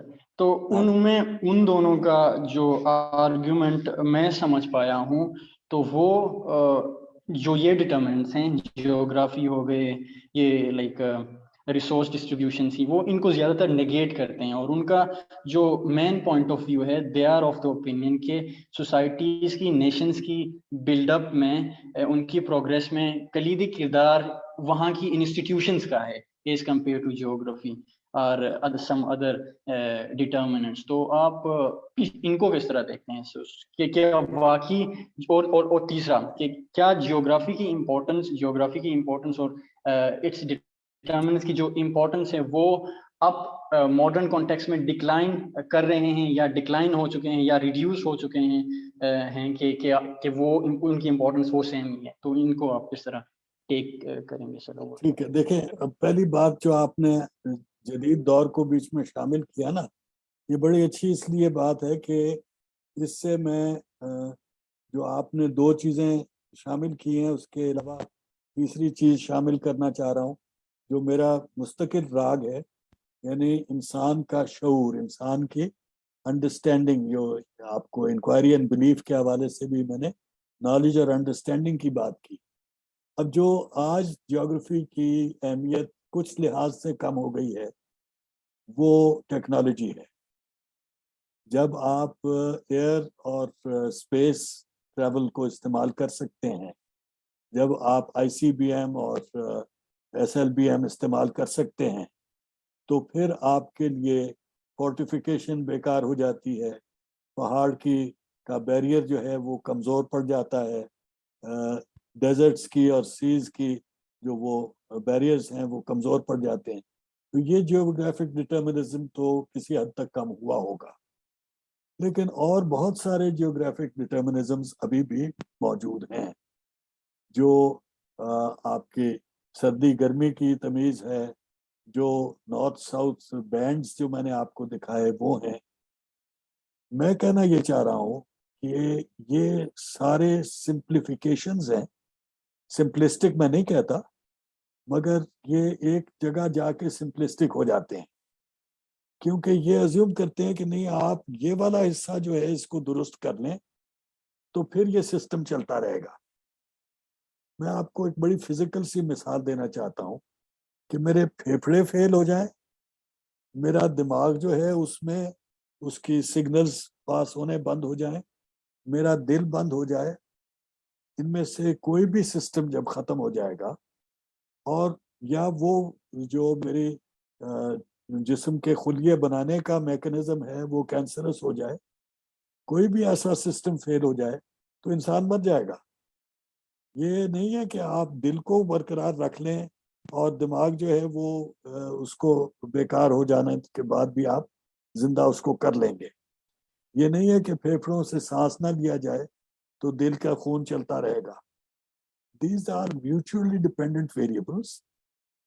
However, it is true that at a particular point in time, in a particular situation, to a certain extent, perhaps to a major extent, one can override the other. आप ये कहेंगे कि जी सांस की किल्लत के बावजूद एक शख्स ने, आमतौर पे हम 3 मिनट का अंदाजा समझते हैं इंसान बर्दाश्त कर सकता है, उसने 30 मिनट बर्दाश्त कर लिया। हम आमतौर पे समझते हैं कि 5 दिन खाना ना खाया जाए तो जिंदगी खत्म हो जाएगी, उसने 50 दिन गुजारा कर लिया। ये हो सकता है कोई एक्स्ट्राऑर्डिनरी कंडीशन ऐसी आ जाए जहाँ पे आप कहें कि उसने मेंटल एनर्जी से, नर्वस एनर्जी से, किसी और हवाले से अपने आप को कायम रख लिया। तो ये जो जैरेड डायमंड की ये बात है ईस्ट टू वेस्ट, वो मैंने भी जैसे आपने कहा एंडोर्स किया, लेकिन उसकी मैंने साथ आपको दूसरा हवाला दिखाया है कि यहाँ पे समुंदर का फासला और यहाँ पे समुंदर का फासला और यहाँ पे सफर का फासला जो है, इनकी कंडीशंस फर्क है। मैंने इस जियोग्राफिक डिटर्मिनेशन में सिर्फ ईस्ट टू वेस्ट स्पैन को नहीं लिया, मैंने आपको ये भी दिखाया कि कैसे जो आपके टेम्परेचर की अरेंजमेंट है, इस इलाके में 0 के करीब फर्क था प्री इंडस्ट्रियल और आइस एज के दरमियान। इस वजह से यहाँ पे तो हमने तमद्दुन अब शुरू कर दिया है, और यूरोप में वो रशिया के करीब जो उसी नक्शे में पिछले 2 हफ्ते पहले के नक्शे में आपको याद होगा, जहाँ पे बर्फ जमी हुई थी रूस और उससे आगे के इलाकों में, तो वहाँ पे 1000 ईस्वी तक जाके वो कैफियत नहीं पैदा होगी जो चीन में 2000 कबल मसीह में हो गई। तो आप मतलब ये जो डिफरेंस है, this is not just geographic in that simple sense. It is geographic and it is climatic, and then it is the technology that is available to those people. और इसमें सबसे बढ़ के बात है लीडरशिप। यही मंगोलिया का इलाका है। क्या हुआ?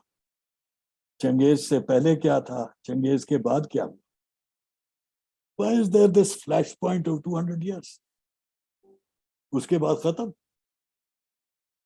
वाइकिंग्स क्यों सो गए? नॉर्डिक लोग जो हैं वो कहाँ चले गए, जिन्होंने सारे ये जो जर्मेनिक लोग हैं उनको वबाल में मुब्तला किया हुआ था। तो ये we will come to those periods of history later. लेकिन जिस भी दौर में आप चले जाएं, जब वो क़यादत सामने आएगी, जब हम्मुराबी सोचेगा, ये मतलब, और यही क़यादत जो है ये सिर्फ इसमें नहीं है। वो न्यूटन साहब के बारे में मैं अक्सर ये सवाल दोस्तों से पूछता रहा कि क्या 40 साल की उम्र में पहली मर्तबा उसने किसी चीज को गिरते देखा था, या वो उससे पहले हमेशा चीजें गिरती उसको नजर आई थी? तो फिर वो उसने इतनी देर क्यों लगाई समझने में? ये all factors, the human element, वो इसी वजह से स्पिरिट और सोल की बात जो है मैं आपको याद कराता रहता हूँ। ये जिस आदमी में जज्बा है वो क्या कर गुजरता है, उसका जिस्म कहाँ जवाब दे जाता है, उसकी रूह कहाँ तक चलती रहती है। एक आदमी की रूह खत्म हो जाती है, जिस्म उसको घसीटे रखता है। कैसे घसीटे रखता है? डॉक्टरों ने जवाब दे दिया, एक वो कोमा में पड़ा हुआ आदमी नहीं मरता। क्या हो रहा है? ये इस मोनोकॉजल analytical thought is very useful for understanding certain phenomena, but it is not an overriding phenomenon. وہ اس میں سارے یہ چیزیں اپنی اپنی جگہ ان کی ہے, اور جب آپ کسی واقعے کو دیکھیں تو پھر پوچھیں کہ یہ شخص کیوں مرا, یہ دل کے عارضے سے مرا, یہ پھیپھڑوں کی وجہ سے, ذہن کی وجہ سے, یا اس کو کوئی بیماری نہیں تھی لیکن اس میں ہمت ختم ہو گئی, اس کی زندگی کی طلب ختم ہو گئی, کیا ہوا؟ تو وہ when why states fail, there are so many causes, let us not oversimplify. Thank you, sir. Indeed, sir. Thank you so much. اگر کسی کا کویشچن نہیں ہے تو we'll end today's session.